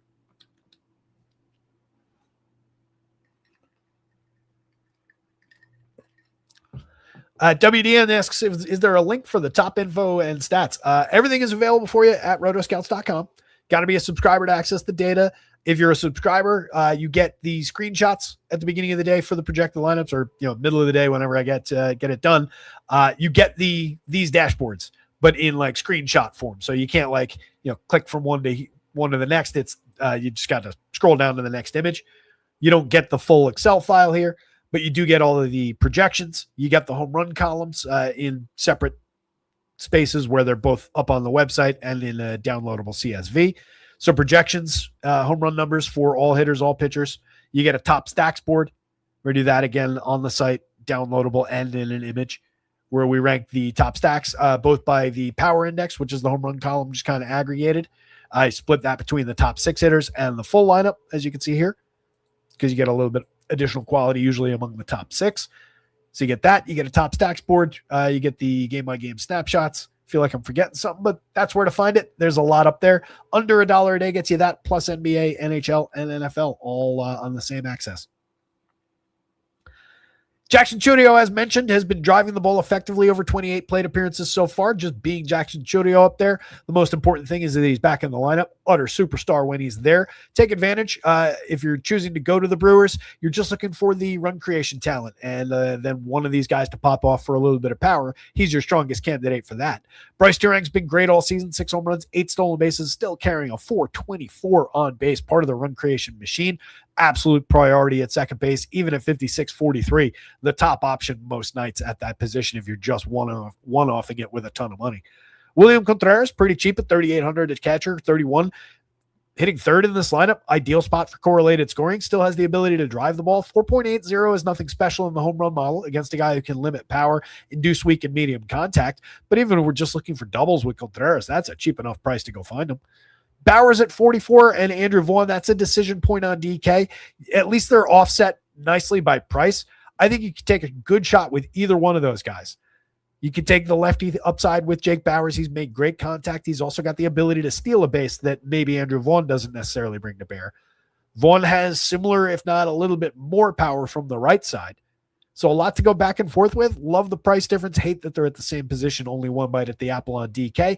You get them both on FanDuel in a number of ways because Bowers has outfield eligibility. It's a little more expensive at 33 over there. 29 for Andrew Vaughn. Totally works. Garrett Mitchell continuing to play at least until regularly until Christian Yelich comes back. He's been supporting his upside though. Premium contact galore in 133 plate appearances. Hasn't really gone anywhere. Just one home run. Is getting on at a 341 clip, taking advantage of some of that via some BABIP. He's also drawing a 15.8% walk rate, but that comes against a near 40% strikeout rate that continues to be a real problem. 322 xWOBA, 303 actual, 92 WRC plus. Kind of a mixed bag, but if you're throwing darts at the Brewers for DFS, that's kind of also exactly what you want because he gives you the upside in across the board scoring categories. Luis Renifo, Sal Frelick, Joey Ortiz, kind of mix and matchy. I continue to believe in Sal Frelick, but it's been problematic so far this year. 293 XWOBA with 281 actual. Does have the speed to defy those numbers. Limits strikeout, draws walks, keeps the ball in play. He just hasn't been successful with it, but you would continue to go back there, I think, more than going to Renifo, more than going to Joey Ortiz. Mizurowski with a bullet. Michael King on a slower, like a slingshot kind of thing, but still up toward the top of the board as illustrated. Brewers over the Padres, but neither team all that appealing. I do think these Marlins get stupid popular on value. It's unfortunate that in their value spots, it's been kind of apparent. We haven't found a good sneaky day to go to the Marlins. Going up against Simeon Wood Richardson, he's just a target. 10.6% strikeout over 8 starts in 39 innings. Pitching to a 6.92 ERA with a 5.76 xFIP. How is this guy even in the league? He's been better than that over time, but he's been a total mess this year. No reason in the world to play him, even against a Marlins team that at times can go back into their shell and struggle to find runs or find any kind of quality. Just unlikely today. Vegas sees it that way. Mid-4s implied total for the Fish. Going up against the Twins is Max Meyer. 8,000's fair for him. 9,100, definitely fair. Taking a step forward. Missing bats effectively. 13.5% swinging strike rate. I'm intrigued. 2.79 ERA with a nice 3.60 xFIP, 3.63 Sierra. Very interesting numbers so far. Limiting premium contact effectively, but not outrageously. 1.14% home run rate climbs over time. You can see a little bit of that with some of the Twins cracking in the 8 kind of range. And then obviously Matt Wallner in at 11 and a 15 and change on Byron Buxton, the 2 real big power threats. So you might see a little of that downside creep through.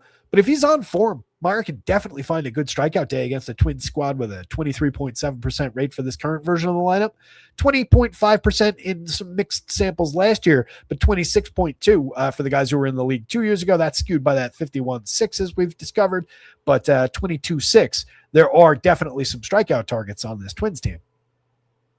So Meyer's on the board, and he's effectively priced on both.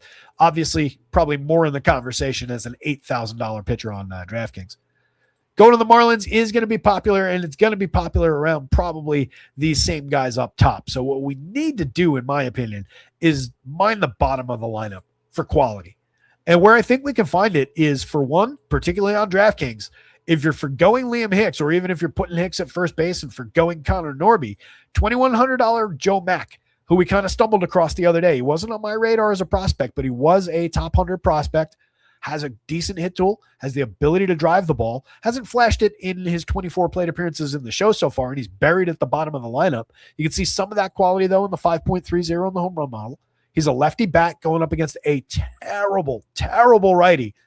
2,100 at catcher, a crucial position on DraftKings. He's in the FanDuel mix as well at 23. If you're determined to go to this team, you've got plenty of flexibility through all these guys having multi-position, but I would keep him on the radar on FanDuel as well, because he's probably got the ability, given his skill set, to support some wraparound play. So kind of interesting, even where you don't need the position, but very interesting in Marlins builds over here. Would be one of the top priorities, I would say. More so than Leo Jimenez, who's driven the ball somewhat effectively in mixed samples. Hasn't seen much for it other than being on base a few times and seems like getting stranded there. 364 xWOB under that 275 actual is kind of interesting. Last year it was only 32 plate appearances. Year before that, though, it was 210, and he only slashed 229, 329, 358. Had a 102 WRC plus, though. If you're just throwing darts, I think he's more of just a edge case, though, than an interesting bat like Owen Casey. Casey comes in with a 10.3% barrel, a 43.1% hard hit. In a tiny cup of coffee, he barreled a few balls last year. He had a very successful WBC. He had a few key home runs. He's pulling into town with a 198, 254, 317 slash line, a 57 WRC plus, a 255 weighted on base with a 279 xWOBA underneath it.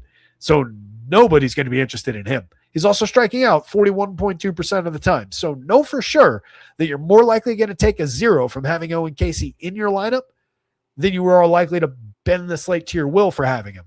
But also know that he's probably going to be significantly lower owned than what his true ceiling looks like in this spot across DFS lineups among those who are going to the Marlins. So I consider him and Joe Mack absolutely crucial down the bottom of this lineup for people who take that value off the board. Everybody from 6 up is much more just in the popular conversation as far as, a prime value spot for today.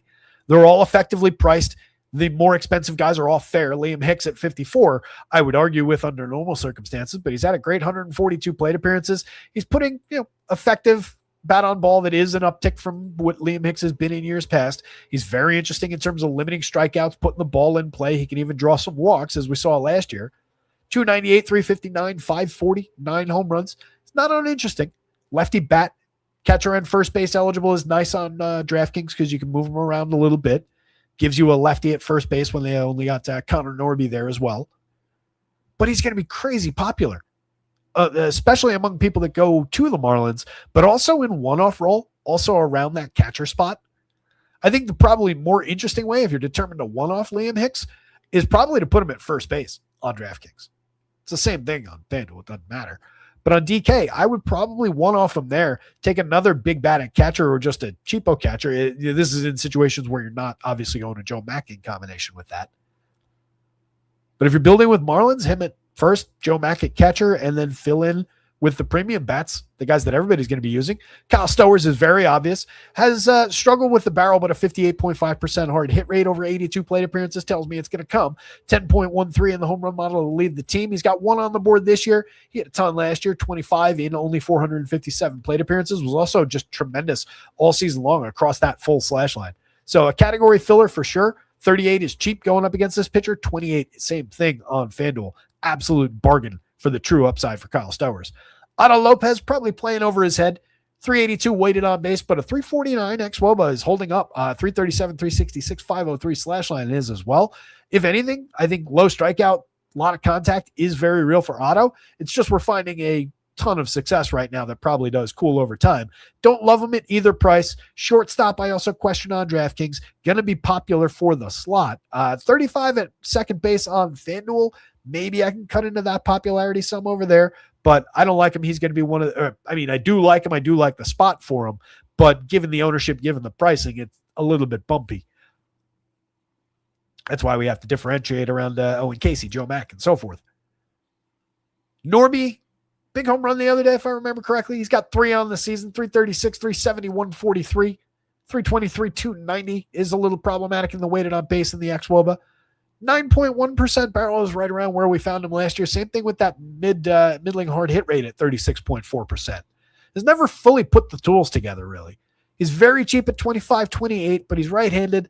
I don't love that spot if I'm just taking value out of the Marlins, and he probably gets more popular than he ought to be from the heart of the lineup, but he is just raw cheap. And then Xavier Edwards going back up to the top of the board. Second base, I knew I forgot somebody. 3,800 on DraftKings remains very, very cheap for a guy slashing 314, 400, 464, creating runs 47% better than average via WRC+. 386 weighted on base, but a 359 xWOBA that says it's going to hold up at least fairly well. He's really, really cheap at a key position at second base. That's another guy who's going to get really popular as a one-off, deservedly so, but you got to get creative in builds that use him that way. So again, my favorite way to build with the Marlins on DK would just be second base, first base, outfield, catcher, and then pick whoever you want. You want to take shortstop with Otto, roll those dice? Fine. You want to take Kyle Stowers? That's the way I would go. Right there. Heart of the lineup, correlated with the top, even with the bottom down there.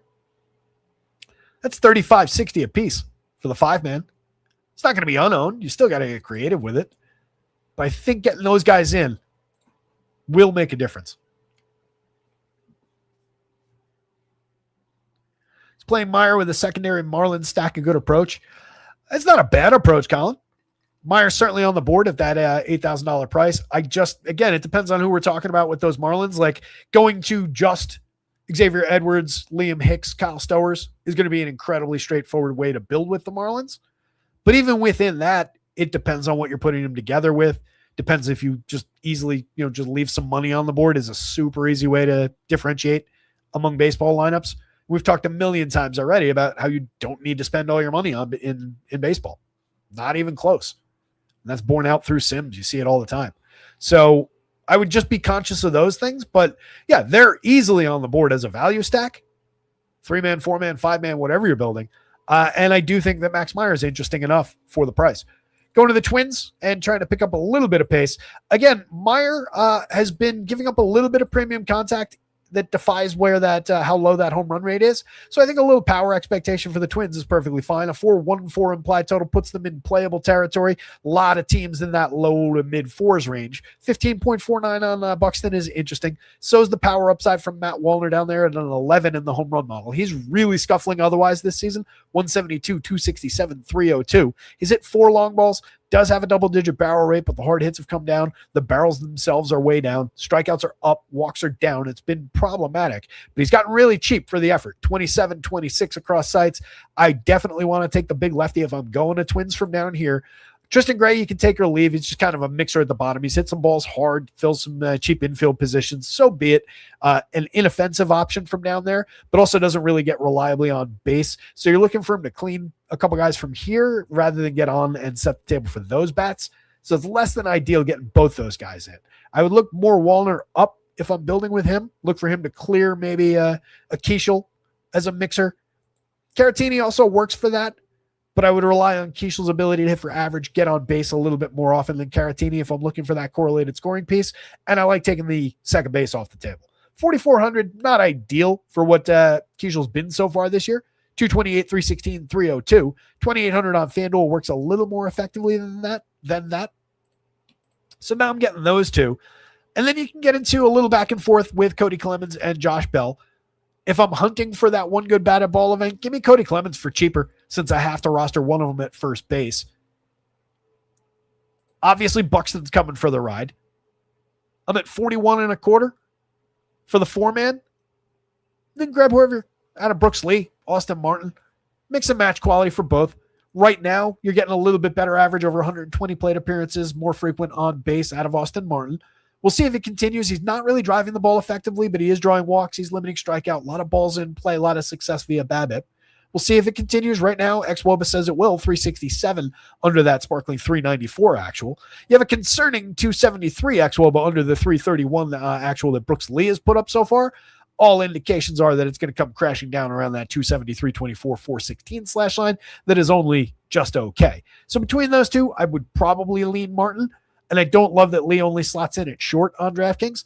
On FanDuel, you can get Martin at second base. You can also get Lee at third or second base in addition to shortstop. So just a little bit more flexibility. Twins are a more dynamic team on the FanDuel board. You get a lot of multi-position for cheap out of the Twins on the blue site. Buxton, just Buxton. 13 homers on the board. Enough said. Just take him. But the Twins don't look great. I prefer Max Meyer, I think, in the back and forth of that. This is somewhat 3 out of 4 cornersy, though. I would say it's Marlins, despite the popularity, certainly for the value. I believe they're the highest rated value stack of the day. Then Meyer, then Twins, just in a mixy, matchy, cheap bats kind of sense. It wouldn't stun me if Meyer had a downside day. It would come around those long balls. It would come around the premium contact. Last season, he struck out 24%, 7% walk rate. It wasn't problematic at that 4.73 ERA, and his xFIP and Sierra were right in line with where he's been so far this year. So it's not like visible downside, but you can see what I'm talking about with the premium contact getting away from him in the 4.21% home run rate on not completely dissimilar kind of contact. More frequent hard hits there, though, of course. Lower average trajectory, though. So that's where any uptick for the Twins would come, and it would come around some of the big bats. That does provide a late peak in the curve, though. For the Twins, maybe go, 3, 4, 5 runs up like that through the curve and then fall a little flatter around the 7, 8 run curve and then spike back up for the big 10 run games more than some of the teams that lack some power upside. But they would fall third. I would not consider Simeon Woods Richardson a viable option. And pitchers just don't work that way. It's not like, all right, the opposing team's going to get popular, so I want to use a terrible pitcher going against them because he won't be popular.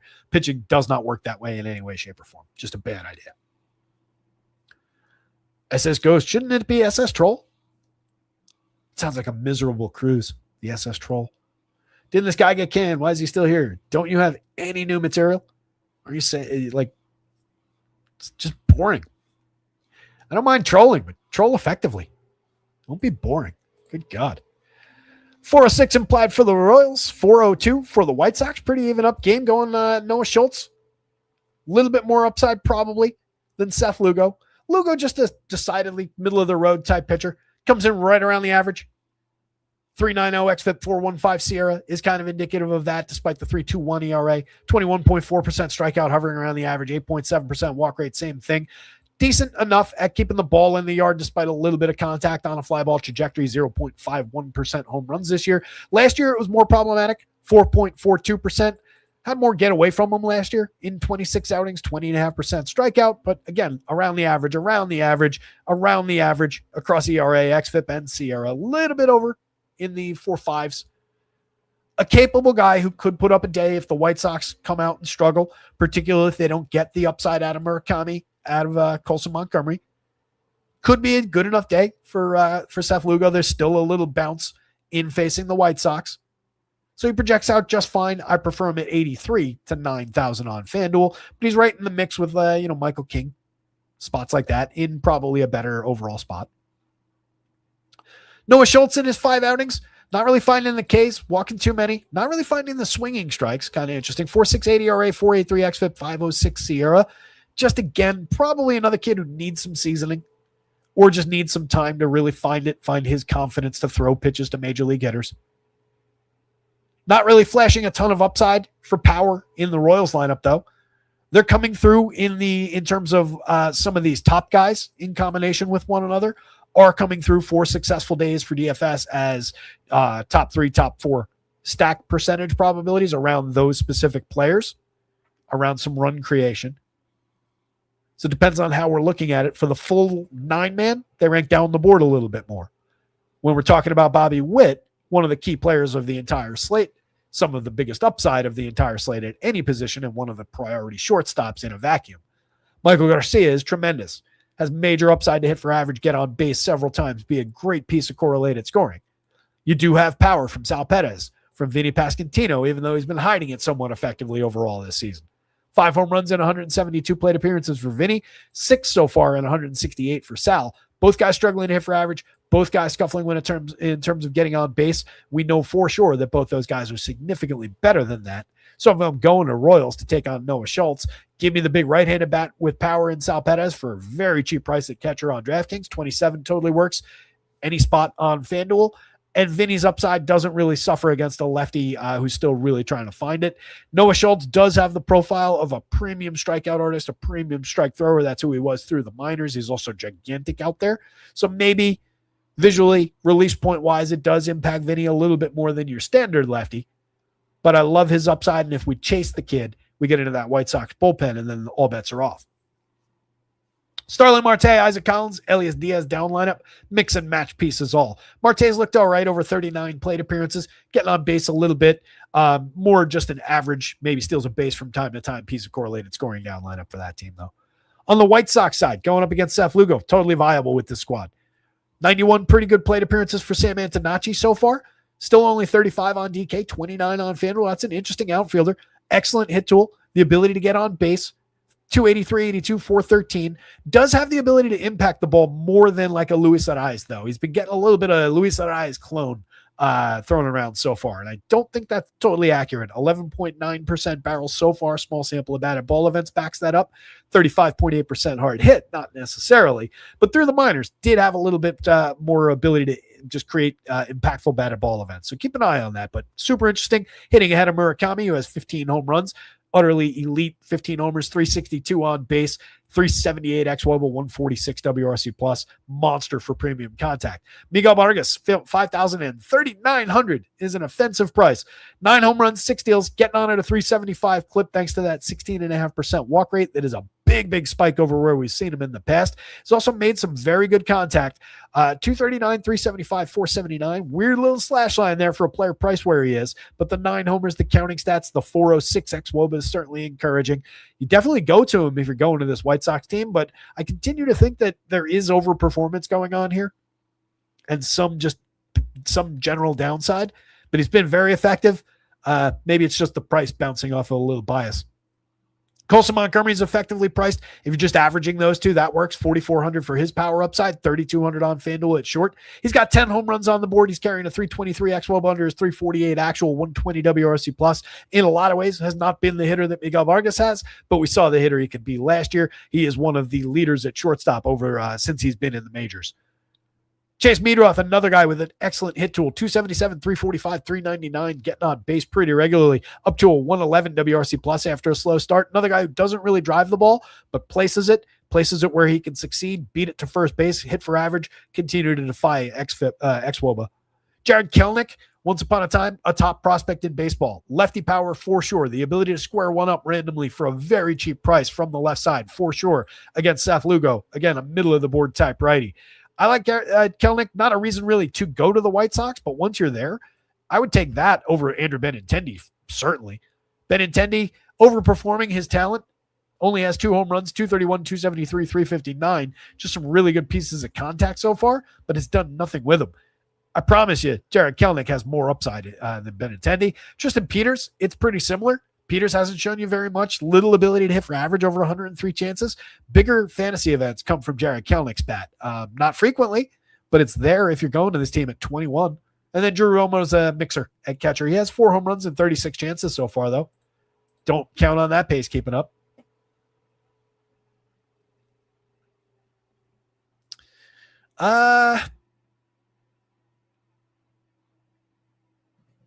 Tough. 4 corners for sure. Anything is playable. Nothing is great. Right? It's like a low end spot where all 4 are on the board and very close to one another. I'm going to lean toward the pitching just because it's we need that healthy middle. So I'll say slightly Lugo, Schultz, Royals, White Sox. That could have been in basically any order. All 4 things are on the board. Diamondbacks were showing a lot of quality through some sim process. Again, it's mostly around your top end. Ketel Marte, Corbin Carroll, Adaldo Perdomo, they're 3 stars. Right now, all 3 of those guys are kind of scuffling. You do have a little bit of power output from Corbin Carroll. 12% barrel, 43% hard hit. He's blasted 5 home runs and 162 chances. Also getting on base effectively with that 364 on base, 374 actual WOBA with a 349 expected. So he's holding up his end despite a little bit of a downturn in pace of home run output, which was kind of expected. Still getting where he needs to be. Ketel Marte, Adaldo Perdomo, on the other hand, really problematic. Marte has at least hit 5 home runs, but a 261 on base, just not who he is. He's got a 345 xWOBA under a 278 actual to show the difference. At least he's not striking out, not drawing walks either. He typically doesn't strike out, but draws a bunch of walks. Right now, 18.2% strikeout, 6.7% walk. The strikeout is up from last year. Last year it was 14, 9, 11, 5 in the walk category. He's made decent contact, 9.7% barrel and 46.8 hard hit, but that's down significantly for him. And those are crucial percentage points for a player like this. Absolutely going to get it back, put it all together, and decent chance to start it tonight against Kumar Rocker. Rocker comes in with a 5.01 ERA, 4.31 xFIP, 4.31 Sierra, low strikeout, fairly high walk, and loads of premium contact that we want to exploit here. 9.6% barrel, 50% hard hit, 90.9 miles an hour of exit velo. Not an ideal trajectory at 9.1 degrees average launch. That was similar to last year. Still gave up almost 4% home runs on similar kind of contact. And when he makes a mistake, you can put it in the seats. Also great for doubles. This team's good at that, so I like their upside. Perdomo, as mentioned, really scuffling. He hasn't even been making the good contact that the other two have. At least we got that to cling to. Right now, he's really going through it. But those numbers are not that far off of last year when he found a ton of success. They're not far off the year before when he was kind of coming into his own. 13.4% strikeout, 14.6% walk. Actually looks a lot like that guy. 223 average, but a 335 on base. All right, he's been effective over here. 325 XWOB with 317 actual because he's just not driving the ball. 138 ISO is not where we want him. 2 home runs, 6 stolen bases. But in the 3 spot, for as cheap as he's gotten, with the upside of a guy who hit 20 home runs, stole 27 bases, scored 98 times, drove in 100 last year, got on base at a 389 clip, we know that he can trend north really quickly. Nolan Arenado, I continue to believe, is gone. He's gone forever. Even at a 7.8% barrel rate, that's nearly double what it was, or exactly double what it was last year. 6 home runs, just a 168 ISO, a 319 XWOB under the 338 actual. He's been overperforming. That swing remains broken. And in exchange for that uptick in contact, his hard hit rate has actually gone down, right? That doesn't seem like it would jibe. 3.9% doubling to 7.8, but 32.6 going down to 28.2. Just means he's swinging more frequently. So there's more available batted ball events, and he's found some quality in some of those. But he's traded that for a big uptick in strikeout. It's still a manageable 20.1% strikeout. That's not a problem. It's below average, better than average. But he was at 11.2 last year, 14.5 the year before, 16.5. I would wager this is close to a career high. 7.6% walk is right in line with previous expectations. Maybe he's just trying to morph into a guy who can still get it done a little bit, but you're just throwing darts at one good batted ball event. Fortunately, he's very cheap. He only plays third, hitting in the heart of the lineup. I'm willing to at least give him the you can do worse than taking Nolan Arenado shares at these prices. If we start paying tax for what he's done already, we're going to run screaming. Ildemaro Vargas, we're paying tax for what he's done already. 3,400 on FanDuel is at least come down somewhat from, I think he was like 4,000 the other day. 45 on DraftKings, but he's first base only. That sucks. Doesn't make great contact. Slashing 336, 360, 575, 233 ISO, 7 home runs in the best stretch of baseball of his entire life. 141 completely, wildly uncharacteristic and not at all real plate appearances so far. I wouldn't pay the tax. Not at that DraftKings position, not at that FanDuel number. Lourdes Gurriel's more interesting, 29, 25. He's gotten cheap. Off to a bad start over 69 chances, but there's at least quality there. Adrian Del Castillo, from higher in the lineup when I ran those sims, was a part of the top 4-man coming out of this team. I think he remains interesting from down here and probably gets less ownership. 27 at an unnecessary position on FanDuel, 35 over here. He's made some decent contact and was doing so in small samples last year. Strikes out a lot, doesn't really draw walks, so you're just up there looking for that one good barrel. 3 home runs in 90 plate appearances. Mixed sample, or pretty poor on the back end. 266, 255, 65 WRC plus. No reliability. If you're looking for that, might be a better idea to lean toward Gabriel Moreno. For one, you get him cheaper. He's also got a better barrel, better hard hit so far this year. 77 pretty poor plate appearances for him so far. 328 xWOBA versus the 264 actual. Last year, got on base at an effective 353 clip, 9 home runs, solid average over 309 plate appearances, was very interesting. Ryan Waldschmidt, hot rookie for them, 27-26, 14 plate appearances so far, holding his own at the major league level. Kid's got a little pop, a little bit of speed, interesting bat for as cheap as he is from the right side down there. You're just throwing anybody you can into the mix against Kumar Rocker, but he's probably got the ability to support a wraparound idea. Ryan Nelson, as mentioned, I think Ryan Nelson is a very interesting piece of value on this slate. He's coming in with a 21.1% strikeout, right around average, a 8.4%, again, right around average walk rate that aren't really problems in the grand scheme. 5.68 ERA is ugly, 4.75, 4.54 xFIP, and Sierra, obviously very ugly, has given up loads of premium contact so far this year and a 4.82% home run rate. But look where he is. 5 points above average stuff. Above average stuff plus, location plus, and pitching plus, and several points of each. Comes out of 2 good pitches in terms of the stuff plus. Everything else is substandard offerings, but those 2 are well above. So we've got a guy with tons of talent and the ability to put it together in stretches. We've seen Ryan Nelson be significantly better than this. 23 starts last year at a 21.3% strikeout, 6.6% walk, 3.39 ERA with a 4.05 xFIP, 4.07 Sierra, even around a 4-run pitcher. Perfectly fine at these prices with a little bit of strikeout ability. going up against a Rangers team that's been completely flailing and failing and is entirely targetable in home starts. Love the upside here. Not a lot going on in chat. Throw some questions in, say hello, hit the like button, subscribe to the channel. So as playable as Ryan Nelson is, and I love those prices, and I will have some, I definitely think you want to hedge with a few Ranger stacks. They're only drawing a 4.02 implied total. They, again, have not been great at home, and a lot of guys just scuffling in general. But there's a little bit of power. There's a superstar in that lineup, 10.94 in the home run model for Corey Seager, who only costs $3,000 on FanDuel. He's hit 7 home runs. Everything else about his line currently sucks, except for that 337 XWOB under the 292 actual, and his contact numbers, 16% barrel, looks like Corey Seager, 46.2% hard hit, is down, but we'll take it. That's not a bad number. Jock Peterson has been really scuffling, 3 home runs in 114 chances, just gets opportunity after opportunity from the left side to reclaim the thunder that we used to have here. 8.61 home run model's got a long memory, 2,600, 2,500 in years past. He would have been in the, against this pitcher, I don't know, 12 to 14 range in that spot in the lineup. So he's coming back down, but definitely an intriguing bat. Lefties in Brendan Nimmo and Corey Seager there to go with him. 45-28 for Nimmo, perfectly fine. He's getting on base, hitting for a little bit of power. Josh Young, Evan Carter, solid mixers at 42-35. Young's been very good, 320, 369, 503, creating runs 46% better than average by WRC+. Not a bad option in the heart of the lineup at third base, and not a bad price on either side. That's entirely fair. You're paying no tax, really. Carter at 35-28 has been pretty bad. Does at least have 5 home runs, 6 steals to cling to, a couple counting stats along the way. Ezekiel Duran's been interesting. We know he's not quite the player he's been. 296, 369, 480, but we've seen him put up decent numbers for counting stats. Okay average, decent ability to get on base from the bottom of the lineup. He's a frisky guy to move around the board, at particularly at second base, but also to use in the outfield at his prices. It's good enough. Third base too on FanDuel.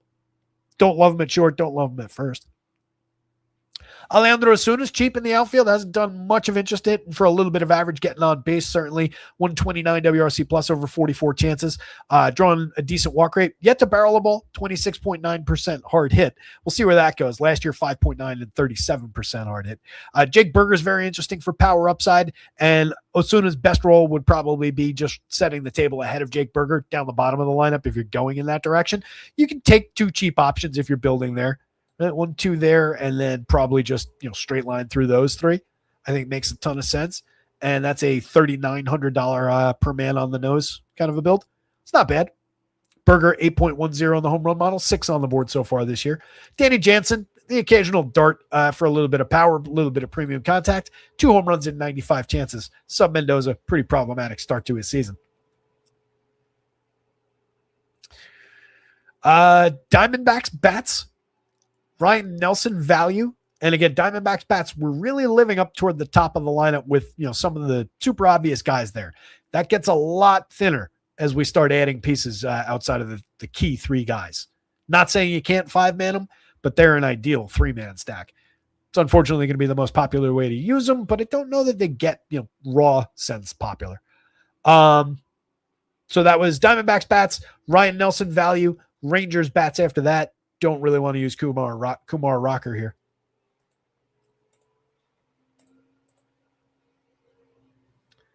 $5:43. We're approaching 6 o'clock. Have us out a little bit after 6 probably. Get the site updated with all these confirmed lineups. Get the NBA and NHL projections posted. Just 1 game of each starting at 8 o'clock for that. 10 games of baseball live and in color here on your screen.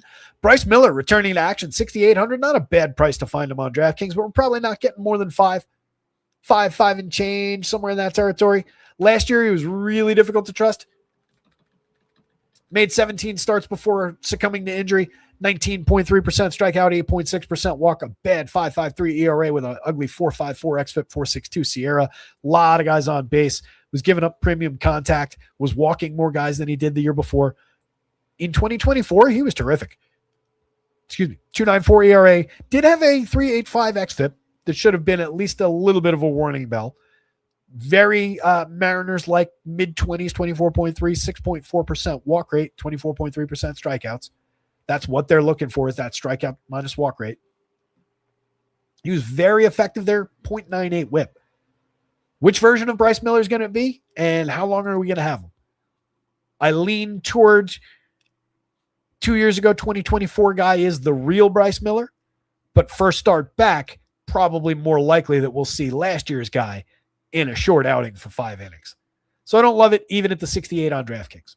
Lance McCullers at 63.76. You are taking your life in your hands. 13.5% walk rate, does have a 25% strikeout rate, but that comes only against a 9.6% swinging. He's not really missing bats, not really blowing guys away. 4.16 xFIP and 4.35 Sierra, perfectly fine underneath that ghastly 7.41 ERA. A couple of really bad starts. The average start has been poor. Couple disasters, and then 2 absolute gems. 9 strikeouts over 6 innings at Baltimore a couple games ago. 3 earned runs on 2 hits. Did walk 4 in that game, so maybe not a total gem. And then going back to his first start of the year against Boston on March 30th. Struck out 9 in that one as well. Only walked 1 earned run on 4 hits. Every other game, at least 3 earned runs. Every other game, most other games, at least 1 home run, 1 multi-home run game. At least 3 walks in most games. It's been a mess. Mariners bats in a big way, 4.82 implied total. Multiple guys approaching the magic number for home run upside. Cal Raleigh still hanging on to it, 10.41. He's got his head through the life preserver. His arms are probably floating on top of it, but I think he's unconscious, floating in the water. Just continuing our apparent shipwreck analogy that we're using for this entire slate. Confirmed Mariners lineup has J.P. Crawford up top. We like that for his on-base skills. 360 on base to set the table, give us correlated scoring with guys we really want to get to. I think he's more, you should consider him usable rather than a priority, but it's much better to find him hitting 1st or 9th than like 7th or 6th. I think he's a more useful piece there. Fairly priced too for his role. Julio Rodriguez remains cheap at 45 on DraftKings, 31 on FanDuel. Take advantage now. 269, 332, 439, and climbing. 7 home runs, 3 stolen bases. We have hit the uptick already. It's early this year. Hopefully it continues. Hopefully it's the real uptick. We've seen him struggle early part of the season the last few years and put it together. I just think it's him finding his form. So fire away at these prices, 9.02 in the home run model. Absolute priority in any Mariners build. Josh Naylor's a big piece of it. 29-36 at first base. This is one of those teams where I was saying, especially on FanDuel, a lot of catcher and util kind of builds going on, or catcher first base and util kind of builds among a big catcher or multiple first basemen. This team also offers Luke Raley first base eligibility. Fortunately, you have him in the outfield on FanDuel. Outfield only on DraftKings is where I want him anyway. Love Luke Raley late in the lineup, but between Josh Naylor and Luke Raley, we get Cal Raleigh, we get Randy Arozarena. Raleigh really struggling overall, but 7 home runs, 166, 249, 325, just a 67 WRC plus. Hitless streak went for multiple games there, but we know what that upside looks like when it's going. Still does have a 12.5% barrel rate that's at least interesting against this version of Lance McCullers. Still a double-digit walk rate that he can exploit the downside of Lance McCullers. So Raleigh can beat you in multiple ways, can beat Lance McCullers in multiple ways. Arozarena has been their best overall player, 389 on base, great ability to draw the walk, excellent upside for premium contact, 303, 389, 465, a 148 WRC plus. Rarely makes great contact, 22.2% barrel, 54% hard hit from the left side. He's only 34. He's only 29 on FanDuel. Take advantage. 8 home runs and 116 chances. All those things are also true about Dom Canzone, who's only 3,000, 2,600. I want to find a build where I get both of those guys, but I don't have to sacrifice any of these guys on FanDuel. Unfortunately, can't get there. On DraftKings, 1, 2, 3, 4, 5 is kind of just very straightforward, but also very interesting. You're filling all your outfield. Oh, no, sorry, that's 4 outfielders. Can't do that. So you do have to make a sacrifice there, in which case, give me the 2 lefties. Give me the catcher. I'll take Josh Naylor there right up to Julio Rodriguez. Sorry about that. Got mixed up there. That is a $3,780 stack. So $3,800 a piece for the 5-man. Tons of upside for value in the Mariners. Tons of upside for run creation against this version of Lance McCullers. One of the highest totals in Vegas at 4.82. Bottom of the lineup, you even get Cole Young. Fairly cheap. 8% barrel. 41.1% hard hit. 253, 331, 367. He hasn't exactly been dynamite, but he's been effective. 106 WRC plus puts him comfortably ahead of the average. 337 xWOBA shows there's a little bit more to give once the frequency of quality comes around, once we cut some strikeout down, put more balls in play, that's a good player at a good price at a good position, 32 at second. I would prefer him at second to shortstop on FanDuel, but in a pinch, probably take him at price on FanDuel at short. Leo Rivas, much more here for defense than Cole Young. On the Astros side, entirely usable. If you get downside Bryce Miller that we saw last year, yet to be recovered Bryce Miller, I think you could have a little playability there, certainly around Jordan Alvarez and a 14.28, just one of the more frequent visitors to the top of the individual hitters boards. 63.44 or 63.4,000, excuse me. You're paying for it, but he's been just back to business this year. Utterly elite in any category on that board. 180 WRC plus, 13 home runs on the board. Jose Altuve in the leadoff role at 42.29 works at second base. You're looking at him for correlated scoring, 339 on base. He could still give you that 105 WRC plus. He's normalized the xWOBA at 323 under the 325 actual, so he fixed the one problem that was kind of sticking its head out at us, just being Jose Altuve out there, and he's cheap, so easy to reach. Isaac Paredes at 35 at 28 in this ballpark. Plenty of upside for power. 3 home runs in 156 chances. The 9 home run total belongs to Christian Walker, who's only 4,100 despite a surge. 277, 351, 516 with the 9 homers. FanDuel got it right. 3,500 over there. 9.18 in the home run model. Strikeouts are down. Walks are back up. He's looking much more interesting than he did last year or in the start of the downturn 2 years ago. Back to regular premium contact. Paredes never made regular premium contact, but he's a specialist at just yanking the ball toward that left field pole and dunking it into the seats, which is majorly in play for him in this ballpark. And he can get on base, and he can limit strikeout. So against everything that could be going wrong with Bryce Miller out there, Paredes is definitely likely to be a part of it if the Astros connect. Then we get into the dregs of the lineup with Zach DeZenzo, who's made some interesting contact in 13 plate appearances. Not much to show for it. Over 29 plate appearances, Braden Shoemake has a lot to show for some pretty lousy contact. 357, 679 with 3 home runs. That's not real. Bryce Matthews, mix and match talent. Zach Cole, a little bit of interest. 6.07, 2 home runs in 19 plate appearances. Some premium contact on the board so far this year in a small sample. Last year in a small sample as well. 52 plate appearances. He held his own through the slash line and hit 4 home runs in that small sample. So at least I've got a little bit of meat on the bone around Zach Cole. Among those bottom handful of hitters, I think he's the most interesting one hiding in the 8 spot down there. Maybe a way to differentiate an Astro stack among the few people that build with them. I don't think they get super popular, kind of a mid-board team at that 4.28 implied total. This guy is your absolute priority. Everybody knows that. But I think he probably gets more popular around one-off shares than he does as part of an Astros stack. I mean, within people who stack Astros, he's obviously going to be the most popular one, but I think that Astros stack itself, and as you pile into it, will become decreasing or increasingly low owned. Mariners in a big way, followed by the Astros bats. Probably not the right day for Bryce Miller, even at the 68. Almost certainly not the right day for Lance McCullers. Bandbox alert. This is the minor league ballpark out in Sacto that's going to support power all summer long. Rearing its ugly head today with several guys in that A's lineup above the magic number for power. Handful of guys dragging the average down. If you look down lineup, even in this ballpark, you're not getting much on the bone out of Henry Bolt, Jonah Heim, Zach Geloff, who maybe deserves a little bit more credit, Darrell Hernandez, and Michael Stefanich. So really, it's among the obvious guys up here. Kind of a straightforward stack to build. Kobe Thomas gets in there, 3,100 cheap, 2,300 also cheap. Decent enough number in the home run model.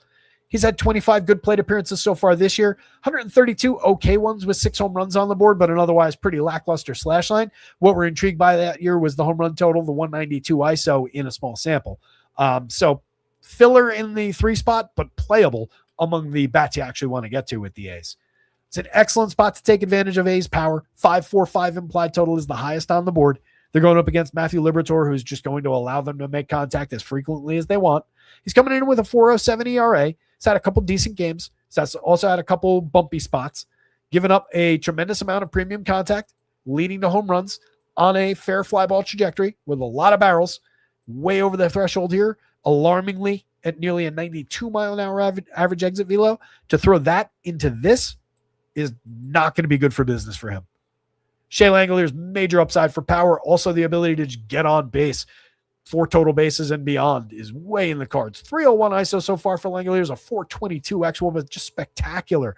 For a guy who didn't used to be able to hit for anything but the occasional long ball. Just tremendous strides, as much as Brent Rooker, if not more, over the last few years. Rooker's really scuffling so far this year, but we know what he's become. I expect he finds it again. Absolute priority if I'm going to this team at 49, at 31, especially on FanDuel. Combination there and there, I definitely want to get to. And then this is another team where you've got the catcher and util, catcher first base, set up on FanDuel. No Tyler Soderstrom in the lineup with the lefty on the bump, so you get relief there, although he does have outfield eligibility. On DraftKings, you're just talking about a more straightforward line through the positions. Jonah Heim and Shea Langoliers, a lot less of a conversation as far as occupying space in your lineup. Taking Langoliers way more frequently. Kurtz, 15.4% barrel, 59.3% hard hit. Those numbers completely aligned to last year's tremendous breakout. Strikeout right around where it was. Walks way, way up. He's doing some interesting things. I know the pace of the home runs isn't where we expected it. Just 5 in 185 chances. I think the home runs are just off to the side right now while he's doing more interesting, different things out there. And he'll go get them whenever he wants. And we'll see that surge, especially once it gets warm in this ballpark regularly and we really see the ball start to fly. Could be today that gets that started. 3,500 totally works. 11.73 leads the team in the homer model. Thomas, again, just a mixer. Bolte, rookie, first plate appearances for him. Came up yesterday, but didn't get into the game. Interesting player. Why is he not coming up?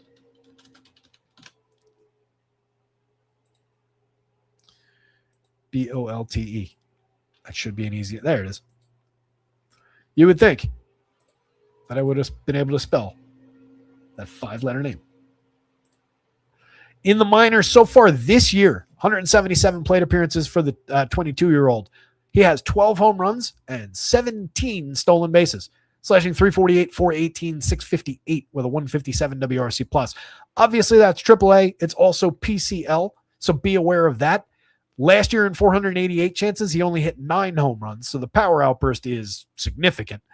15 home runs in 545 plate appearances across multiple stops from low A to double A the year before in the minor.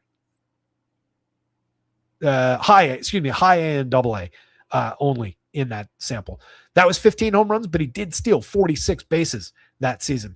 Got on base at a 368 clip, was ridiculous for creating runs. Hits the ball pretty squarely, draws a ton of walks, a lot of strikeout in his game, but the stolen bases are very real, and the power uptick is at least interesting and worth keeping an eye on because he's driven the ball before, but it's been more doubles power, more gap kind of power.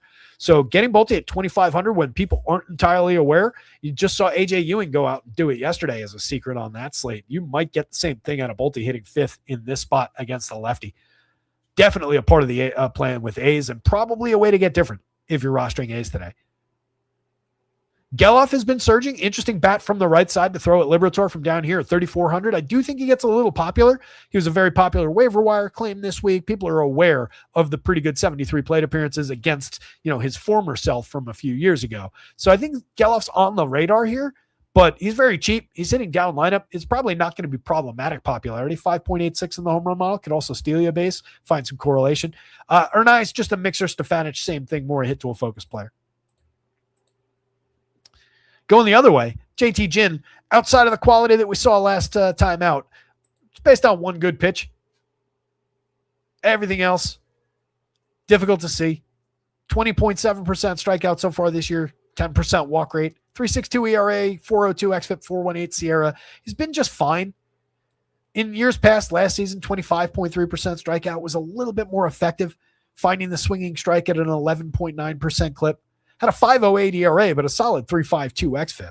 I think there's an interesting pitcher in there somewhere, but given the premium contact that he allows, given the ballpark situation, the friskiness of the team on the other side with some very good bats in it, I just don't love the spot. I don't think he's going to be easy to pinned down when JT Ginn is going right, but I don't think we want to take him in this ballpark. 466 implied total helps with that on the card side. Going to JJ Weatherholt to top that lineup, 5,200, 3,500, 8 home runs, 5 stolen bases. Solid 356 on base, 126 WRC plus. Been tremendous. Fairly priced at worst. Love the ability to put him at second base. Still get to a prime shortstop on the FanDuel slate, but he's got the eligibility to fit into short. If you wanted to put, say, Nolan Gorman at second, different bat at third, there's a lot of ways that helps with putting this lineup together, and he's talented enough to hold that shortstop position. Ivana Herrera, 4,000, remains a great value on DraftKings where you need the catcher spot, 9.32 in the model, 4 on the season, a 406 on base, so he's been tremendous for correlated scoring, has plenty of upside for power as well. Love that option hitting second in the projected lineup. Alec Burleson's been tremendous, 10.1% walk rate against a 15.7% strikeout. The strikeouts were always low. The walks have come up nicely year over year, and that was coming off as 2 years in a row. Up to a 337 on base, creating runs 19% better than average by WRC plus. Plenty of ability to drive the ball. Getting on base ahead of Jordan Walker might be the way he's most valuable to us, though. Walker coming in with a 298, 378, 570 slash line, 11 home runs based on his fantastic contact that he's made. You heard about it here first, folks. You'll hear about it consistently throughout the season. I expect it continues. I think it's all very real. He's priced like it's very real on both sites now. Kid's tremendous. And he was the home run pick of the day and did not come through yesterday. So he's got that magic on his side as well. 11.07. I made him the home run pick from the cards. Like I told you a while ago, I usually do that. If a guy misses and looks good the next day, he'll be the team-based pick that day. So Jordan Walker, love the upside. Nolan Gorman, making very good contact. Utterly unreliable across the board otherwise. A lot of strikeouts. The occasional walk, not consistent, but major source of potential upside at 34 at 27 with his ability to drive the ball in this park against a pitcher like JT Ginn. Absolute priority for me if I'm going cards is getting Nolan Gorman's cheap bat into that lineup. Second and third base totally works for the price too. Mason Wynn, overrated player overall at shortstop. He's cheap. He's playable. You're just looking at, hope he gets on base a couple times and gets driven in, but not a lot there. Nathan Church, a little bit of quality from the left side. He's cheap, 10.8% barrel, 5 home runs on the board, 3 stolen bases. Everything else you just kind of close your eyes to. Pedro Paz, Victor Scott, just mixers down lineup. Neither guy is consistent enough. 253, 250 on base. If Scott could get on base, he could exploit his speed, but he is not frequently doing that. A's bats. Cards bats. It is Matthew Liberatore over JT Ginn, but both pitchers are just extreme and dart throws given these totals, given this ballpark. They're both very cheap. Liberatore being a lot cheaper, even with less strikeout upside. Probably the better option. If you're going to this ballpark, just take the extreme cheap price. Then we wrap things up with a Giants-Dodgers game that's fairly straightforward with Shohei Ohtani on the mound and the Giants coming in at a 3.01 implied total. Ohtani found the strikeout stuff. That was the only thing lacking in his first couple starts. Otherwise, a sparkling 0.97 ERA that might not go up all season. It's defied a little bit by that 311 xFIP 294 SIERA. Those are obviously tremendous numbers too. He's just been one of the best pitchers in baseball. That said, it's impacting him at the plate a little bit. I want him at the plate more than I want him on the mound. I said that a couple of weeks ago. D-Row's been saying that on Central on the morning show over on MLB. It's one of the few things he and I agree on across the board. But give me Ohtani at the plate more frequently. But when he is on the mound, that is not to take away anything. He is one of the very best pitchers, and he is the top projected pitcher on this slate. He's also the most expensive guy. Well worth going to, but you do have alternatives. This is a great target. The Giants have been the worst offense in baseball. Everybody's scuffling. There's plenty of strikeout there for him to go find. Nothing wrong with the spot. Take as much Ohtani as you can carry, but know that he's going to be popular even at the big price. As usual, 3 runs against that price does more damage than 3 runs against your $7,000 bargain guy, your Ryan Nelsons of the world. Going the other way, Robbie Ray comes in at 85.93. Playable as a value guy with some strikeout upside, 26.1% strikeout rate against the 12% swinging, but he's back to giving up the power. He's back to walking guys at a double-digit rate. It's just all the bad elements of downside Robbie Ray in play going up against the best lineup in baseball. Even if Ohtani's not in the lineup, we've got 5 guys above the magic number with 999 going to Andy Pajas, who deserves to be over 10, 986 going to Will Smith. Essentially, everybody from here to here is at or above the magic number for home run. So we kind of like the power showing for the Dodgers. One of those guys is the home run pick of the day. We'll get to him. It's not Mookie Betts, but he could have been.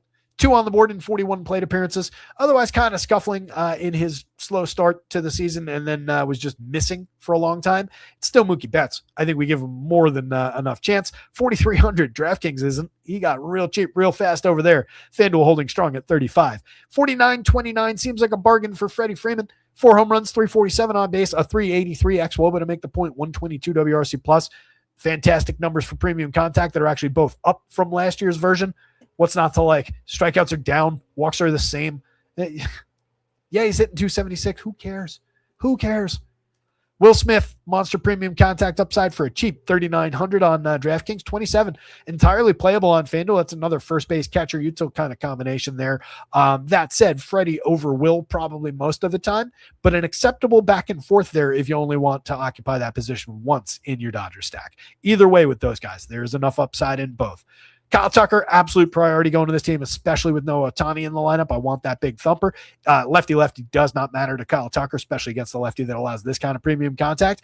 Let people think it does, and let them leave him on the board. 53-33, totally worthwhile. 13.44 leads this group in the home run model, not the home run pick of the day.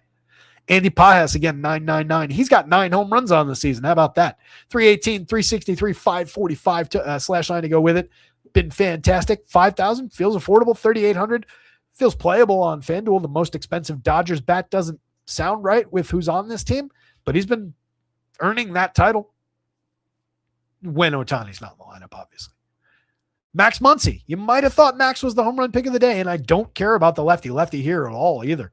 4,400, 3,400. Max can exploit the walks even if he's not drawing the home run power against Robbie Ray. Get him on base twice via the walk, ahead of the guy who is the home run pick of the day. Mr. Teoscar Hernandez from the projected 7 spot in the lineup is only 4,200 on DraftKings, only 29 in the outfield on FanDuel. An appealing 11.08 in the home run model. He's got an 8.9% barrel, a 43.3% hard hit, positronic steering, fuel injection. 4 home runs on the board, 320 on base, just a 368 slug so far this season, 309 WOBA, 308 xWOBA. Uncharacteristic output over there. But if we look back just 1 year, he had a 207 ISO last year. He hit 25 home runs and 546 chances last year, made major premium contact, and he did that without carrying a major weighted on base. Major expectations created by a expected number that looks pretty similar to the actual. In terms of getting on base, creating runs, he's just pretty much the average. He's just a little bit pedestrian. But in terms of finding one premium batted ball event against a left-handed pitcher who gives up many premium batted ball events and has over a significant amount of time throughout his entire career, even in his best years, give me Teoscar. 29, love it. 42, love it. Home run pick of the day. Santiago Espinal, Miguel Rojas down the bottom of the lineup. Mix and match guys for cheap prices that help make other things work in the Dodger stack. Their ownership versus quality probably gets a little inflated by coming along for the ride as cheap guys to fill out a Dodgers build, but they're entirely playable in those roles. Dodgers bats, Ohtani, Dodgers bats. Either way, there is some back and forth in that head-to-head created by just Ohtani's just raw highest price, and the Dodgers coming in at a little bit of value, but I'd probably lean slightly given the other options, and given I think maybe they get a little sneaky here. Maybe Dodgers over Ohtani slightly, but 2 things up toward the top of the board either way. Robbie Ray significantly above Giants bats, but really don't like him and don't really like the price. Does come with a little bit of sneaky strikeout upside though. Dodgers don't really give you a ton of upside for that. Back across over here. Nothing happening in the chat. Larry says the better question SS goes, why do you come here? That is a good question. I think he comes to drop the troll in. Somebody's just got a troll bot out there and we landed on its list somehow. I doubt that's a real person. In my fantasies, I've got like some unknown enemy out there, a nemesis I don't know about, who's like paying some troll farm in Taiwan to come after us with their 1 troll per show for our 50 people who come out over time. Anyway, 6:08. Let me figure out an exit strategy here because we do got to get an update in, and we've been talking for 2 hours and 15 minutes about this slate. I think this is a really interesting slate, though. I love the pitching, even at high prices. I really like the big, beefy middle that this slate has. A couple of the value guys are of interest. A couple prime spot for bats that maybe we can get away with at a little bit lower ownership than the public and take some angle approaches around the chalk with the chalk in hand. I really, really think it comes together interestingly for this one on both sides. So really appealing. I think it's a good day to build a solid handful of lineups, but plenty of upside for the single lineup bullets as well. So check out rotoscouts.com for all your needs. Again, all the projections you can ask for every player that's going to be relevant on your baseball slates. Basketball and hockey playoff projections going on right now. NFL right around the corner. Under $1 a day, all in access across all 4 of the major sports. Anything that hits that website is yours for the same subscription. Weekly, monthly, quarterly plans apply. Good luck out there tonight. Somebody go win something. Share those results when you do. Discord is free. You don't have to be a member. It's linked down in the description for the video. Hit up the links on the way down. Hit the like button to subscribe. Follow the @Rotoscouts on Twitter and share some results over there as well. Again, good luck. Go get them, gang. We'll see you tomorrow.